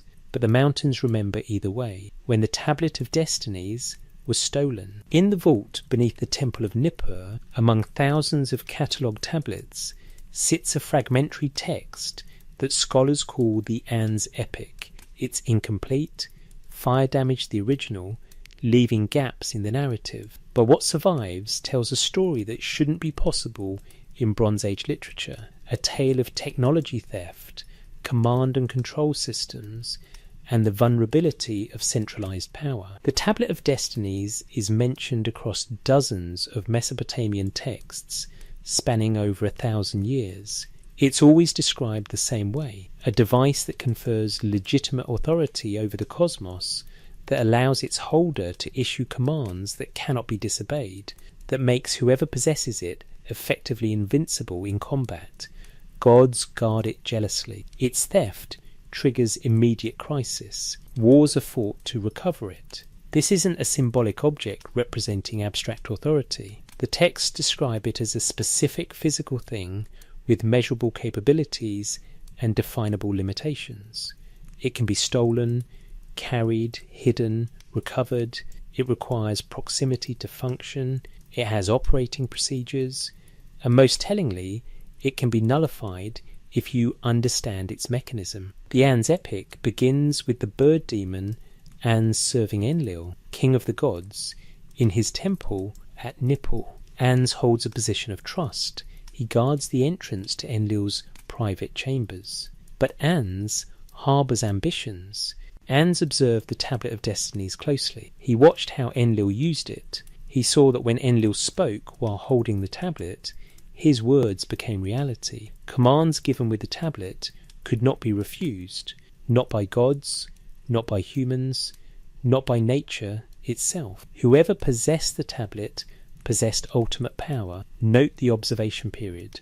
Ans doesn't steal impulsively. He studies the device, learns its operation, waits for opportunity. This is espionage, not random theft.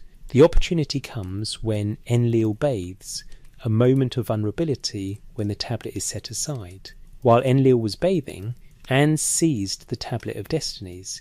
He fled to the mountains, to the most remote peaks, where none could easily follow, and from that place he declared himself king of heaven and earth. The immediate effect is catastrophic. Without the tablet, Enlil's commands carry no weight. His authority evaporates. The cosmic order, Me in Sumerian, which we discussed earlier, collapses. The text describes specific system failures. The sacred Me ceased to function. The rivers forgot their courses. The seasons became confused. The boundary stones moved from their places. Laws lost their force. Oaths became meaningless. Reality itself began to dissolve because there was no authority to maintain it. This sounds less like political instability and more like systems failure, as if the tablet was a master control device maintaining multiple interconnected processes, and its removal caused cascading failures across integrated systems. Enlil calls an emergency council of the gods. He needs someone to recover the tablet, but this presents a problem. Without the tablet, he cannot compel anyone to obey his orders. He can only request, persuade, appeal. Multiple gods refuse the mission. The text records their reasoning. Adad said, Ans now possesses the tablet. If I attack him, he will simply command me to stop, and I will be unable to resist. He will command my weapons to fail, and they will fail. He will command the winds I control to turn against me, and they will obey him, not me. I cannot fight someone who controls the Tablet of Destinies. This is consistent across several gods' refusals. They understand the tablet's mechanism. It overrides volition. It seizes control of the subject's will or equipment or powers and redirects them according to the tablet holder's commands. It's a command and control override system. Eventually, Ninurta volunteers not because he has a solution, but because he's willing to try. The text describes his mother Ninmah, or Belet Ili in some versions, advising him, "You cannot attack with conventional weapons. Ans will nullify them with the tablet. You cannot use your divine powers directly.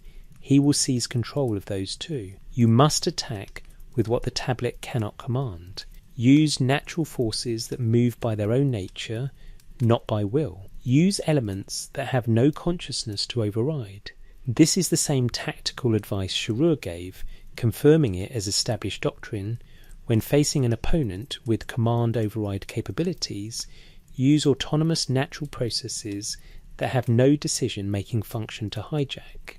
Ninurta prepares an unconventional arsenal. Ninurta gathered the winds, not commanding them, but releasing them. Once released, wind follows its own nature. He prepared the storm clouds, not directing them, but creating conditions where they must form and move according to natural law. He readied arrows, but arrows without guidance, fired in volleys, following ballistic trajectories that need no ongoing control. The battle takes place in the mountains, where Ans has fortified himself. The text describes multiple failed attacks where Ninurta tries various weapons and Ans neutralizes each. Ninurta fired his first arrow. Ans held up the tablet and commanded, "Arrow, return to your bow," and the arrow returned. Ninurta threw his spear. Ans commanded, "Spear, become as reed," and the spear lost its power. Ninurta called lightning. Ans commanded, "Lightning, strike your summoner," and Ninurta himself was struck. This reads like weapons testing, trying different attack modes to find one that works. The tablet's capabilities are being mapped through trial and error. Finally, Ninurta implements his mother's advice. He doesn't command the storm, he creates conditions where the storm must form according to meteorological necessity. He doesn't aim individual arrows, he releases clouds of arrows following ballistic physics.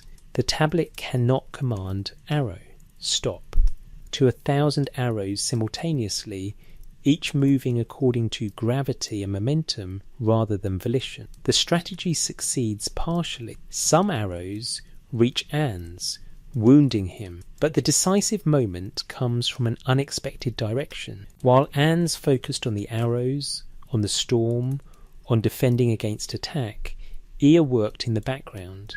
E, god of wisdom and craft, spoke certain words, not to Ans, not to the tablet, but to reality itself. He invoked principles older than the tablet, laws written into the fabric of existence before the tablet was made. He reminded the cosmos of how things worked before the tablet existed. This is fascinating. E doesn't attack the device directly. He appeals to underlying protocols or fundamental laws that preceded the tablet's creation. It's like finding a backdoor in code by invoking system level commands the application layer can't override. The tablet's influence wavers. For a moment, Ans loses the absolute control he had maintained. In that moment, Ninurta strikes a decisive blow. The texts vary on whether he kills Ans outright or captures him, but all agree the tablet is recovered. The immediate restoration is telling. As soon as Enlil took the tablet again, reality stabilized. The rivers returned to their courses, the seasons resumed their cycles, the boundary stones returned to their positions, the me began functioning again. Order was restored because the central authority was restored. This instant systematic restoration suggests the tablet isn't just a symbol. It's an active component in a working system, and the system requires it to function properly. After the crisis, the gods take precautions. Multiple texts describe new security measures around the tablet. Enlil decreed that the tablet shall never again be left unguarded. 7 watchers shall attend it always. The entrance to the chamber where it rests shall be sealed with 7 seals, each requiring different knowledge to open, and the words of power that invoke its deepest functions shall be divided among 3 gods, so no single god can use it fully alone. This is sophisticated security design, multiple layers, distributed access control, separation of privileges. These are principles modern cybersecurity specialists would recognize. But what was the Tablet of Destinies actually? The text provides some clues. It was physical, it could be carried, though apparently with some difficulty based on descriptions of Arns's flight being laboured under its weight. It had a surface with inscriptions, multiple texts mention the tablet's face, and the writing upon it that changes according to need. It conferred authority through proximity and possession. You had to be holding it or very near it for it to function. It allowed override commands that affected gods, humans, nature, and apparently reality's fundamental operations. It predated the current divine administration. Ear appeals to principles older than the tablet, suggesting the device was created within time, not eternally existing. Some scholars interpret this as a metaphor for written law, the idea that written codes confer legitimate authority. Whoever controls the legal codes controls society. But this interpretation struggles with the specific capabilities described. Legal codes don't make arrows return to bows or rivers reverse their courses. Other scholars suggest it represents the concept of divine kingship, the right to rule granted by cosmic authority. But again, this doesn't account for the specific technical details, the immediate system failures when it's stolen, the precise limitation that it can't command natural processes, the distributed access protocols established afterward. A third interpretation treats the tablet as pure mythology, a magical item in a fantasy narrative not meant to represent anything real. But this interpretation ignores the consistency across texts, the specific technical details, and the fact that the same device appears in administrative texts as well as literary ones, mentioned in actual inventories of temple treasuries alongside ordinary objects. What if we take the texts at face value? What kind of device would match the described capabilities? Modern technology offers some parallels: command and control systems, military networks that allow authorized commanders to issue orders that subordinate systems must follow. These require authentication, can be compromised if access is stolen, and their capture represents catastrophic security failure. Authentication tokens, devices that prove identity and grant access to secured systems. Possession of the token grants authority. Loss of the token means loss of that authority until recovery. Network master nodes, central servers that maintain distributed systems. If the master node fails, the entire network experiences cascading failures until it's restored. Cryptographic keys, information that unlocks secured data or commands. Physical tokens containing cryptographic keys function similarly to what the tablet is described doing. The tablet combines elements of all these. It's an authentication device that proves legitimate authority, a command system that issues orders other systems must follow, a master control that maintains cosmic processes, and a physical object whose possession grants access. One detail stands out: the description of its surface changing according to need. This sounds like a dynamic display, showing different information based on context or user. Clay tablets don't change what's written on them, but a device with an active display would. Could the Anunnaki have possessed something like a computer tablet, a portable device with processing power, authentication protocols, network access, and command capabilities, one that managed infrastructure, maintained systems, issued orders that subordinate devices or users had to follow? If such a device existed in a pre-flood advanced civilization, and if the civilization fell catastrophically, such a device would become incomprehensibly valuable to survivors. It would represent access to systems and knowledge that could no longer be reproduced. It would be guarded jealously. Its theft would trigger immediate crisis. And if that device was eventually lost, destroyed in a later conflict, buried in ruins, degraded beyond function, the memory of it would persist in texts, described as accurately as Bronze Age vocabulary allowed, preserved as the tablet of destinies that once controlled fate itself. Several texts mention that the tablet's writing was not in contemporary script. One passage states, "The tablet bears writing, but not writing as humans write. The characters shift and glow. Those who look upon it with understanding see their commands written back to them. A user interface, interactive display, feedback system showing the operator what commands are active." The Anne's epic concludes with the tablet restored to Enlil's keeping and Anne's punished. But the vulnerability had been demonstrated. The system could be compromised. Security measures were implemented, but the fundamental risk remained. The tablet was a single point of failure. Lose it, and authority collapses. The entire system depended on maintaining possession of one physical object.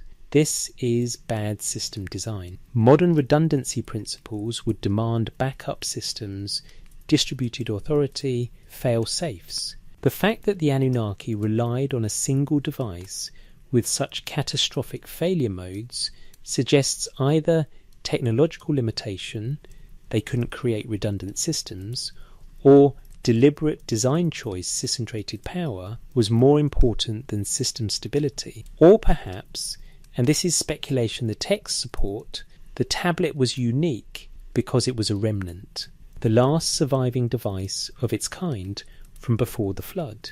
Systems that once had redundancy, that once had distributed control, had been reduced to a single functioning unit. The tablet wasn't optimal design, it was what remained after catastrophic loss. Other texts mention tablets of destinies plural, or refer to the broken tablets, or the tablets that were lost in the deluge. These fragments suggest there were once multiple such devices, perhaps a whole network of them, but only one survived, and that one became the Tablet of Destinies, the sole remaining command and control node for a shattered civilization. The gods fought over it because it represented irreplaceable access to systems and knowledge they desperately needed, but could no longer create independently. In museum storage, fragments of the Anne's epic preserve this story, catalogued, translated, largely dismissed as mythology about a magical item in a fantasy narrative. But read carefully, with attention to technical details, it's a different story. It's an account of critical infrastructure vulnerability, of centralized systems and their catastrophic failure modes, of security protocols that almost failed, of technology so valuable that its theft triggered civilization-level crisis. The Tablet of Destinies, whatever it actually was, represented power and knowledge that the post-flood Anunnaki desperately needed but imperfectly understood. They guarded it, they fought over it, and eventually they lost it. The texts don't record when or how. At some point between the early dynasties and the classical period, references to the tablet cease. It simply disappears from the record. Perhaps it was finally destroyed. Perhaps it degraded beyond function. Perhaps it was deliberately hidden to prevent further conflicts. Or perhaps it's still there, somewhere in the ruins of Nippur or Eridu or one of the forgotten cities, still carrying its inscriptions that shift and glow, still containing whatever information or authority made it worth fighting wars to possess. The texts say it controlled destiny. We might say it controlled something more tangible, but equally powerful. Either way, it's gone now, but the memory remains, preserved in clay, describing technology that shouldn't exist in texts 4,000 years old, describing it accurately enough that we can recognise what it might have been, and wondering where it is now. Marduk's arsenal against chaos. The 7 tablets of the Enuma Elish rest in collections across the world: British Museum, Louvre, Oriental Institute. They've been studied, translated, analysed for over a century. The story they tell is framed as creation myth, how Marduk defeated the primordial chaos goddess Tiamat and created the world from her corpse. But embedded in that narrative is a detailed weapons manual. The Enuma Elish describes Marduk preparing for battle against Tiamat with extraordinary specificity. This isn't a god simply willing his enemy destroyed. This is systematic arsenal preparation, with each weapon chosen for specific tactical purposes. Marduk made a bow and set it as his weapon. He attached the arrow, set its bow cord. He raised up a mace and held it in his right hand. Bow and quiver he hung at his side. Lightning he set before him. With raging fire he filled his body. This is baseline equipment, conventional weapons. But the text continues. He constructed a net to encircle Tiamat completely. He positioned the four winds so she could not escape: south wind, north wind, east wind, west wind. He brought the net, gift of his father Anu, close to his side. He created the evil wind, the whirlwind, the hurricane, the fourfold wind, the sevenfold wind, the cyclone, the irresistible wind. He released the winds which he had created, all 7 of them. They rose up behind him to churn up Tiamat's insides. Stop here. This is methodical weapon system deployment. Each wind has a name, a designation, a specific function. They're numbered 4, then 7, each set with different characteristics. They're created and released, suggesting they're not natural phenomena, but manufactured or generated effects. The 7 winds show up repeatedly in Mesopotamian literature. They're not ordinary weather, they're weaponized atmospheric effects. The text describes them as having intentionality to churn up Tiamat's insides. They have targeting, they have purpose. Then comes the crucial weapon. Marduk raised up the floodstorm, his mighty weapon. The floodstorm in Akkadian Abubu is described throughout the Enuma Elish as Marduk's ultimate weapon. But it's not a flood of water. The text carefully distinguishes between this weapon and ordinary storms or floods. The Abubu is something specific, something Marduk created specially for this battle. The combat sequence describes its employment in detail. Marduk approached to see Tiamat's nature. He looked for Chingu's strategy. Chingu was Tiamat's consort, who had taken the Tablet of Destinies and wore it on his chest. But when Marduk looked at him, his mind became confused. His understanding was scattered. The gods who marched beside Chingu were thrown into panic. This is electronic warfare, information warfare. Chingu has the Tablet of Destinies, the command and control device we discussed earlier, but Marduk has a countermeasure, something that confuses minds, scatters understanding, induces panic. The text uses psychological and cognitive language, but the effect is described as a weapon Marduk deploys, not a supernatural miracle. Tiamat prepares to attack. She opened her mouth to swallow Marduk. But Marduk's timing is precise. When Tiamat opened her mouth to its fullest extent, Marduk drove in the evil wind so that she could not close her lips. The terrible winds filled her belly. Her inward parts were distended. She opened wide her mouth. Marduk shot an arrow. It pierced her belly, cut through her inward parts, and split her heart. He subdued her and snuffed out her life. Read literally, this describes a pneumatic attack. Forced inflation of the target's internal cavities until structural failure occurs. The evil wind isn't metaphorical, it's a pressurized gas weapon forced into the target under pressure, causing the body to distend and rupture from within. The text is extremely specific about the mechanics. Target must open a cavity. Gas is forced in under pressure. Target cannot close the opening due to pressure. Internal expansion causes distension. While target is incapacitated by inflation, piercing attack is delivered. Targets. Internal structures fail. This is methodology. Procedural description. As if the author is documenting how the weapon system operates, create the opening, deploy the gas, maintain pressure until the target is vulnerable, deliver the killing strike while defences are compromised. Modern military terminology would classify this as a multi-stage weapon system. First stage incapacitates, second stage terminates. After Tiamat's defeat, Marduk performs his famous act of creation, splitting her body and using the pieces to create the world. Marduk stood upon Tiamat's corpse. With his merciless mace, he smashed her skull. He cut through the channels of her blood. He caused the north wind to carry it to hidden places. He split her open like a dried fish into two halves. One half he set up and made it into a cover, the sky. He stretched skin and assigned watchers, instructing them to let none of her waters escape. Standard interpretation, creation myth. The defeated chaos monster's body becomes the cosmic structure. But there's another reading. What if Tiamat wasn't a goddess at all, but a massive structure, a craft or installation? Opening her mouth might describe a portal or hangar bay. Forced inflation with the evil wind might be deliberate decompression or explosive structural failure caused by pressurized gas. Splitting her like a dried fish and using the halves separately suggests dividing a constructed object into components. The channels of her blood might be coolant lines or fuel conduits.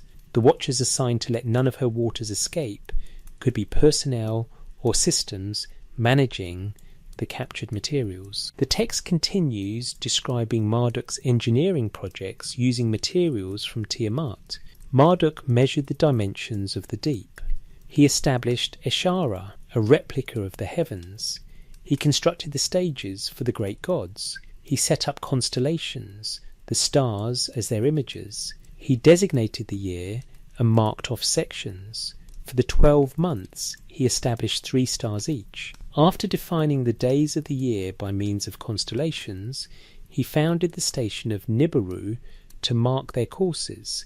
This reads less like mythology and more like astronomical engineering, setting up navigational references, establishing orbital parameters, creating a calendar system based on stellar observations, using infrastructure captured from Tiamat to build new facilities, Eshara, a replica of the heavens. The text mentions the station of Nibiru specifically. Nibiru appears throughout Mesopotamian astronomical texts as a celestial object of special importance. Its exact identity remains debated. Some scholars identify it as Jupiter, others as a theoretical planet. But in context here, it's described as a station that Marduk founded to mark their courses. Not a planet, but a constructed position, a reference point deliberately established. After establishing cosmic structures, Marduk turns his attention to the defeated gods who sided with Tiamat. The gods who had marched at Tiamat's side were trembling with terror. They were captured and imprisoned. The 11 creatures, Tiamat's monsters, Marduk bound their arms and trampled them underfoot. Chingu, who had been elevated above them, he bound and counted among the dead gods. Captured prisoners, binding and detention. The 11 creatures, described earlier in the epic as chimeric horrors with mixed features, are subdued and imprisoned rather than destroyed. This suggests they might be salvageable assets or technologies worth preserving despite the defeat of their side. Most intriguingly, Marduk confiscates the Tablet of Destinies. He took from Chingu the Tablet of Destinies, which was not rightfully his. He sealed it with his seal and fastened it on his own breast. After he had defeated and subdued his enemies, he confirmed his authority over the defeated gods. Technology transfer. Marduk now controls the tablet, the command and control device we examined earlier. With it, he establishes unchallengeable authority. The other gods, even those who fought on his side, now must answer to him because he possesses the tablet. This is consolidation of power through technological advantage. Marduk fought the war, but he won the peace by seizing the critical infrastructure component that grants ultimate authority. The text then describes the creation of humanity, but frames it explicitly as a labour replacement project. It was Chingu who created the strife and made Tiamat rebel. He shall be bound and held responsible. He shall cut his blood vessels. From his blood humans shall be created.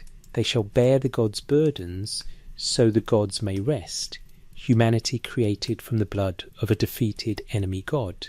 Usually read as mythological biology, but the language suggests something more systematic. Blood vessels might be information or genetic material. Creating humans from his blood might describe using biological samples or genetic templates.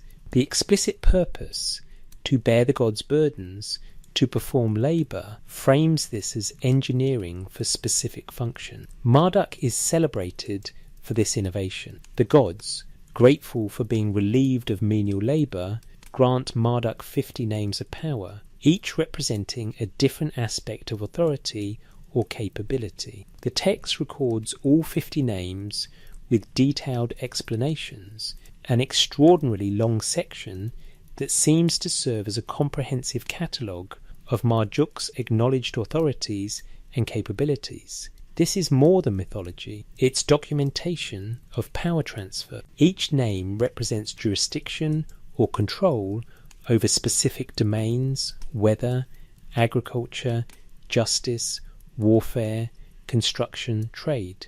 By granting Marduk all 50 names, the Divine Council is formally ceding comprehensive control to him. He becomes supreme authority by acclamation, ratified through enumerated transfer of specific powers.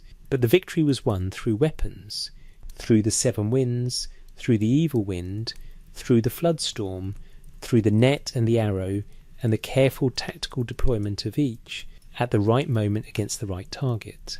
The Enuma Elish was recited annually at the Akitu festival in Babylon, the New Year celebration. Every year, priests would read aloud all 7 tablets, retelling Marduk's victory and Babylon's cosmic importance. But they weren't just recounting a story, they were documenting the weapons systems that established Marduk's authority. They were preserving the knowledge of how the war was won. Why preserve this in such detail unless the weapons themselves had continued relevance? Unless future generations might need to understand how they worked? Unless the arsenal still existed, stored somewhere, maintained against future need? Several later Babylonian texts reference Marduk's weapons stored in Esagila, Esagila being Marduk's great temple in Babylon. These references are usually interpreted metaphorically, temple treasuries holding ritual objects representing the mythological weapons. But what if the weapons themselves were physical devices held in temple vaults, maintained by priests who no longer fully understood their operation but preserved them as sacred relics? The 7 winds could be energy weapons or directed energy systems with designations indicating different power levels or operational modes. The evil wind could be a pneumatic weapon or explosive decompression device. The flood storm could be an environmental modification system. The net could be an energy field or capture technology, each described accurately within the vocabulary available to Bronze Age scribes copying texts they inherited from earlier sources. When Cyrus the Persian conquered Babylon in 539 BCE, one of his first acts was to enter Esagila and perform appropriate rituals to Marduk. He claimed to be restoring proper worship after years of neglect under the previous king. But he also conducted extensive renovations of the temple complex. The cuneiform records from this period mention securing the deep vaults and sealing the ancient chambers according to proper procedure. What was in those vaults? What required securing and sealing? The records don't specify. They simply note that certain areas of Esagila were closed, sealed, and placed under permanent guard. Were Marduk's weapons still there? The 7 winds, the evil wind, perhaps even components of the systems that once defeated Tiamat? If they existed, if they were physical devices rather than mythological abstractions, they would have been stored in Marduk's temple. They would have been guarded. And when the temple fell to foreign conquest, they would have been secured to prevent their capture or misuse. Esagila was systematically demolished in later centuries. By the Islamic period, it was a ruin, its mud brick walls dissolved into tell mounds.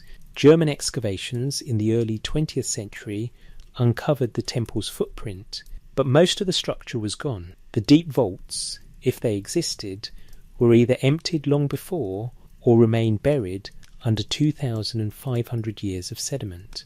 If Marduk's weapons were real, they're likely gone now, looted, destroyed, degraded beyond recovery. But the instruction manual survives. The Enuma Elish, recited every new year for over 1,000 years, copied and recopied, preserved in multiple languages, describes exactly how those weapons worked and what they could do, preserved in plain sight, in tablets sitting in museum drawers, in text translated and published in accessible academic editions, in stories taught to undergraduates as examples of ancient mythology. But if you read it as technical documentation instead of mythology, the information is all there. The weapons system, the tactical deployment, the capabilities and limitations, the infrastructure implications, the political consequences, everything you'd need to understand what Marduk used to win his war and establish the cosmic order that followed.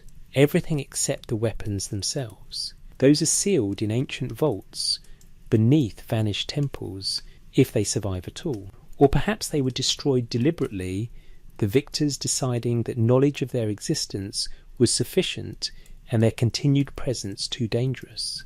Either way, the Enuma Elish remains.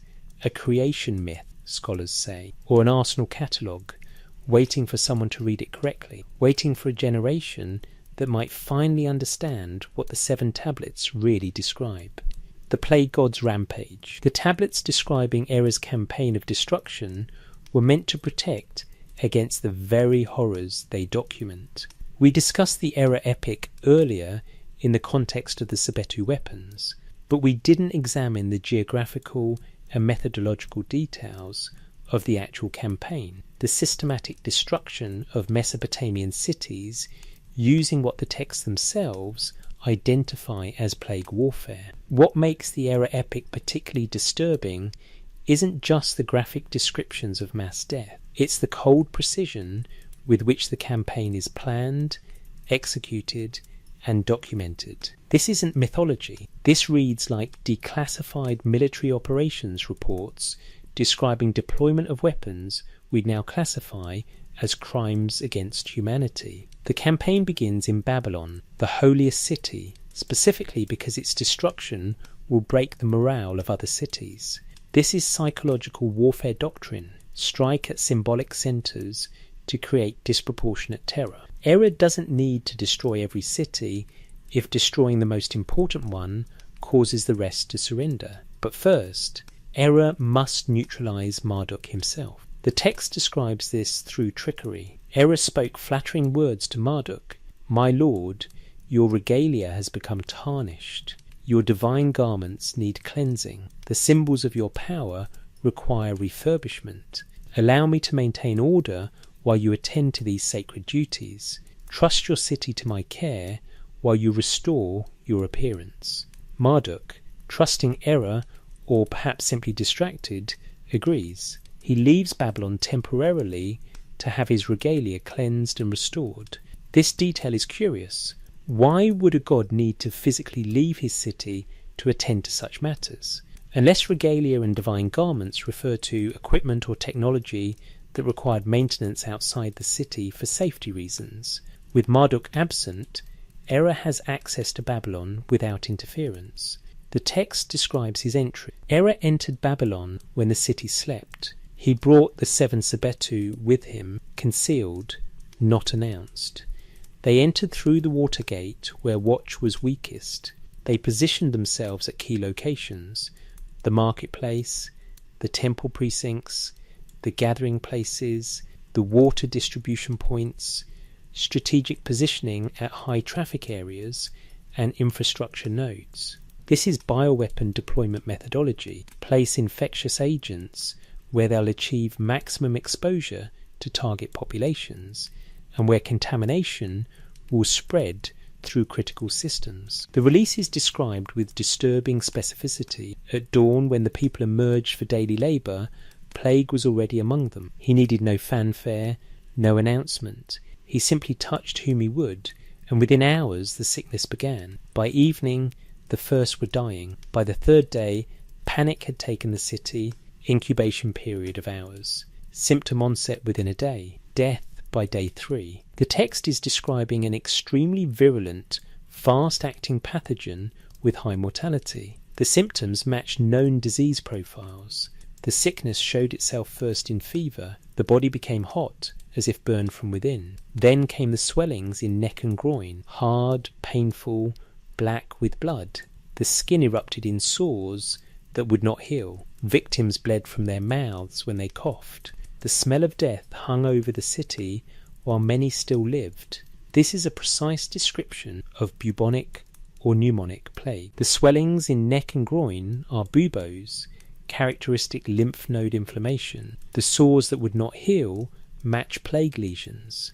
Bleeding from mouths when coughing describes pneumonic plague's hemorrhagic symptoms.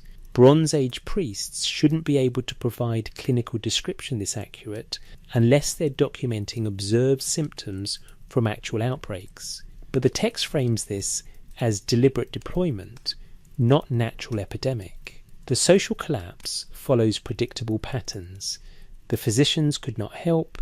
They were first to fall because they approached the sick. The priests performed rituals, but the gods did not answer because error had forbidden their intercession. Families barricaded themselves inside their homes, but plague entered anyway. He needs no door, recognizes no barrier. Neighbours stopped helping neighbours. Parents abandoned sick children. The living fled from the dying. Though this gave them no protection, they carried the sickness with them, spreading it as they fled. Failure of medical response, breakdown of social bonds, panic flight that spreads contagion. These are documented consequences of epidemic disease, described in a text supposedly about mythological gods.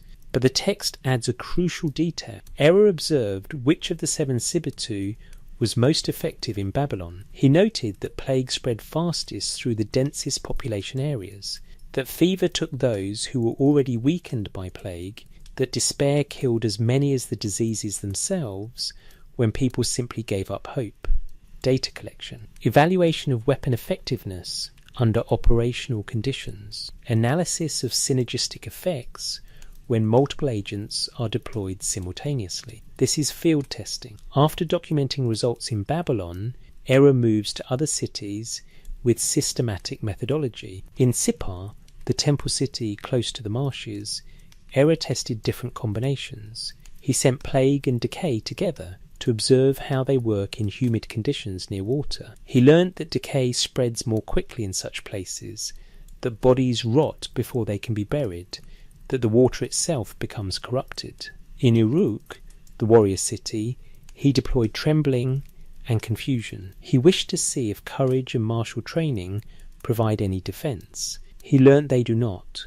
Warriors fell as easily as children, and their weapons could not strike what they could not see or understand. In Dr. Kurogotsu, he used fever alone, testing its effectiveness when deployed without support from other weapons. He learnt that fever kills more slowly when working alone, but that it spreads farther because victims remain mobile longer before they collapse.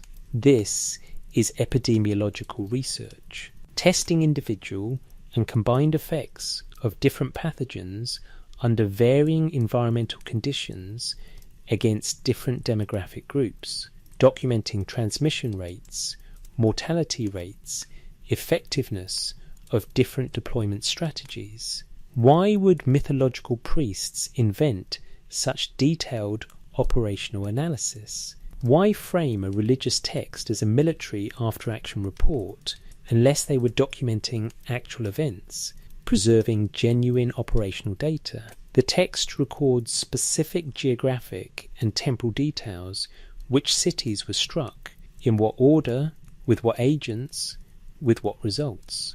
These details are consistent across multiple copies of the Error epic spanning centuries. Either this is an elaborate shared fiction maintained with inexplicable consistency, or it's documentation of real events preserved accurately because the information was considered critically important. The campaign's effects extend beyond immediate casualties. After Error and the 7 departed, the lands remained sick. Fields could not be cultivated because farmers were dead or had fled.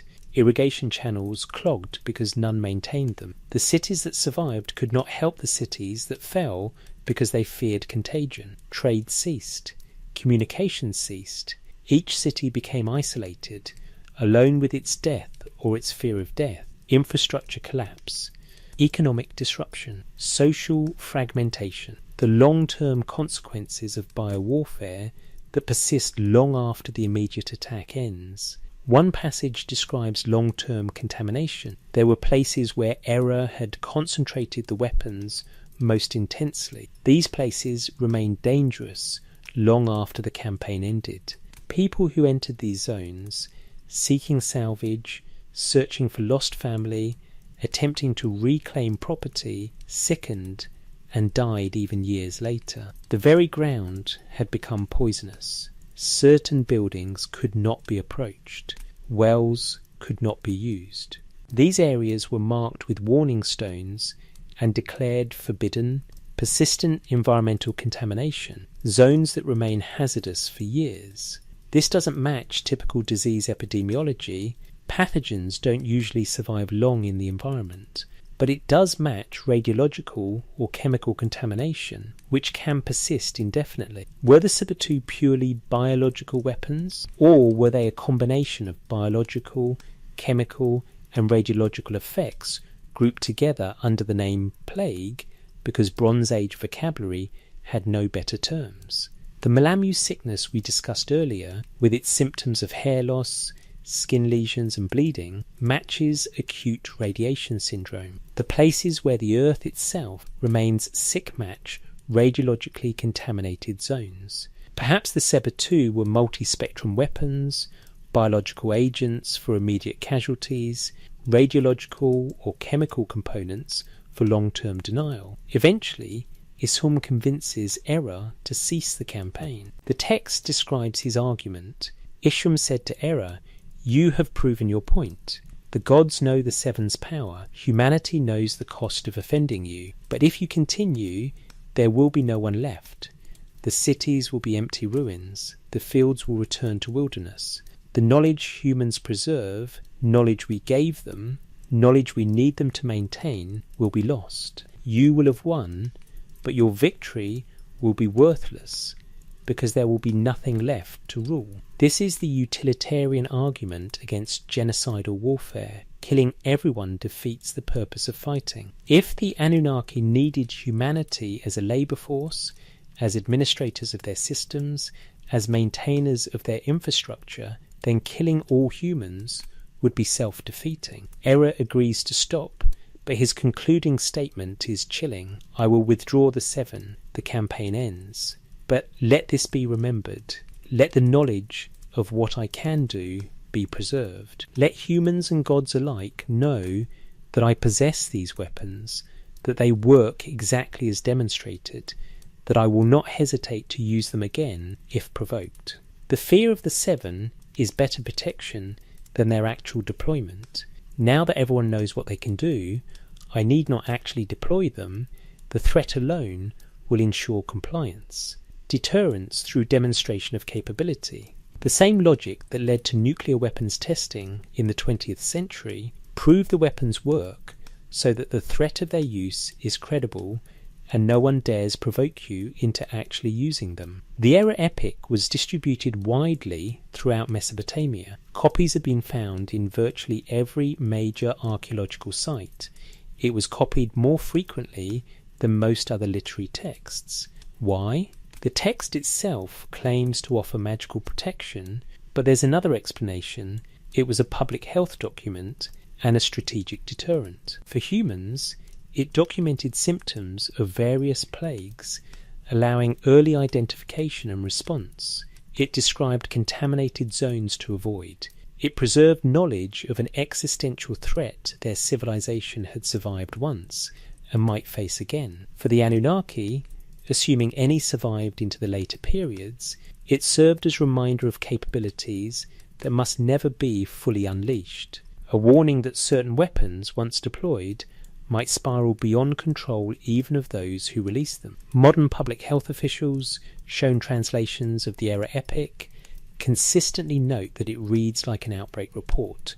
The methodical documentation, the attention to transmission vectors, the observation of different effects in different environments, these are the concerns of epidemiologists, not mythologists. If the error epic documents real events, if there was an actual campaign of biological warfare against Mesopotamian cities, if the Sebetu existed in some form, if populations were systematically exposed to weaponized pathogens, then the text represents the oldest known record of biological warfare in human history. And unlike modern bioweapons programs that at least theoretically operate under international prohibitions and safety protocols, the error epic describes deployment without constraint, testing without ethics, results without remediation. The text makes clear that error possessed the power to annihilate civilizations, but chose to stop short of total destruction. Not from mercy, but from pragmatism. You need some survivors to remember what you're capable of, to tell the story, to maintain the fear that prevents future conflicts. The error epic is that story, preserved in cuneiform, copied across centuries, distributed throughout the ancient Near East, functioning as textbook, warning and deterrent. In modern archives, it sits catalogued as mythology, religious literature, ancient attempts to explain plague through divine action. But if you read it as operational documentation, every detail makes sense. The systematic city-by-city progression, the methodical testing of different agents under different conditions, the careful observation of results, the long-term environmental contamination, the deliberate decision to preserve knowledge of the weapon's existence as deterrent. The tablets say Erra and the seven Sebetu withdrew to Emislam to the deep vaults where they wait. Whether that's literally true or not, the knowledge waits. The operational documentation survives. The methodology is preserved. A manual for apocalypse, written in cuneiform, sitting in plain sight, dismissed as myth by those who never imagine it might be memory. The flood as final solution. The multiple flood narratives, Atrahasis, Eridugenesis, Gilgamesh, all agree on one disturbing detail. The deluge wasn't divine punishment for human wickedness. It was a deliberate weapon deployment to end a war that had spiraled beyond control. The Atrahasis epic states this explicitly. The land had become too chaotic. The weapons had poisoned the earth. The gods convened and agreed, reset everything, wipe the surface clean, begin again with survivors who remember nothing of what came before. Enki's warning to Atrahasis wasn't mercy, it was dissent. One faction preserving a remnant while the others committed to total eradication. The Ark wasn't salvation, it was survival protocol during strategic weapons deployment. The Sumerian king list marks the flood as the ultimate discontinuity. Then the flood swept over. After the flood, kingship descended from heaven again. Everything before was one world. Everything after was something less. Civilization rebuilt from fragments, knowledge partially recovered, capabilities permanently lost, cities that should not exist. The Weld Blundell Prism lists antediluvian kings reigning for thousands of years, from cities whose archaeological layers extend impossibly deep. Eridu's excavations reveal over 20 levels of sophisticated construction beneath what should be the earliest settlements. Uruk's lowest strata contain water management systems Bronze Age engineers couldn't replicate. These cities existed before the flood, thrived under the Anunnaki, possessed technologies their descendants inherited but couldn't reproduce. The fantastical reign lengths aren't mythology, they're measuring time differently, or recording institutional continuity rather than individual lifespans, or simply documenting a world where gods lived longer than humans and ruled accordingly. The archaeological silence. The greatest evidence is absence. Where are the weapons? Where are the Tablet of Destinies, the Sebetu, Shurur, the Malamu devices? Gone, destroyed in the conflicts that required their use, degraded beyond function, or deliberately buried by survivors who recognised that forgetting such knowledge was safer than preserving it. Mohenjo-Daro's supposed radiation is fiction. No peer-reviewed analysis confirms it, but the Zagros dead zones are real. Mesopotamian sites with unexplained abandonment are real. Regions where locals still avoid dwelling, where nothing grows, where the earth remembers as ancient texts warned, these exist, demanding explanation conventional archaeology struggles to provide. The weapons might be gone, but their effects persist in landscape, in contaminated zones, in places reality was wounded and hasn't fully healed. 3 ways to read a war. The evidence sits before us. Now we must interpret. First interpretation, pure mythology. The Sumerians created elaborate divine narratives using contemporary warfare as metaphor. The weapons are exaggerated bronze tools. The Anunnaki are anthropomorphized natural forces. The texts are theology, not history. This explains nothing about the consistency across sources, the technical specificity, the geographic accuracy, or why such myths were treated as critical knowledge requiring preservation. Second interpretation, encoded wisdom. The texts preserve philosophical and spiritual teachings in narrative form. Weapons represent psychological or social forces. The War Among Gods describes internal human conflicts. This is more sophisticated but still struggles with the procedural language, the operational details, the explicit claims that these are records from before the flood. Third interpretation, historical memory. An advanced pre-flood civilization, perhaps the Anunnaki themselves, perhaps something else, fought civil war using weapons technology beyond Bronze Age comprehension. The war nearly destroyed everything. Survivors preserved fragmentary knowledge in the only permanent medium available, cuneiform on clay. Later cultures inherited these texts, copying them faithfully despite incomplete understanding, maintaining records of technologies they couldn't reproduce, but recognized as too important to lose. This interpretation alone explains the evidence, the consistency, the technical detail, the geographic precision, the persistent environmental effects, the text's own claims about their sources. You decide which interpretation fits the evidence. But remember, the Sumerians invented writing specifically to preserve knowledge they considered too important to trust to memory. This knowledge, these weapon texts, these war accounts, they chose to preserve first, before literature, before history, before anything else. The question remains open. The curator closes the drawer containing the fragment we began with. When the Anunnaki made war upon the Anunnaki, the rest is damaged, unreadable. But perhaps that's appropriate. Perhaps we have exactly as much information as we're meant to have. Enough to ask the right questions, not enough to reach comfortable conclusions.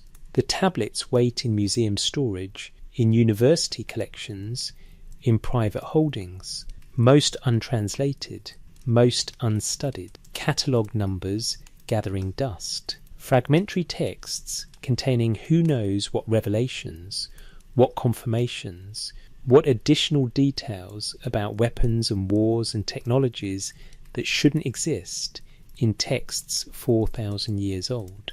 What if everything we've examined tonight is true? What if the Anunnaki were real, advanced beings who walked among early humans, who fought civil war using weapons dangerous beyond nuclear capability, who nearly destroyed everything before finally deploying the flood as reset mechanism? What would that mean for human origins? For our understanding of civilization's development? For the possibility that we've been here before, risen higher than we remember, fallen farther than we've been told?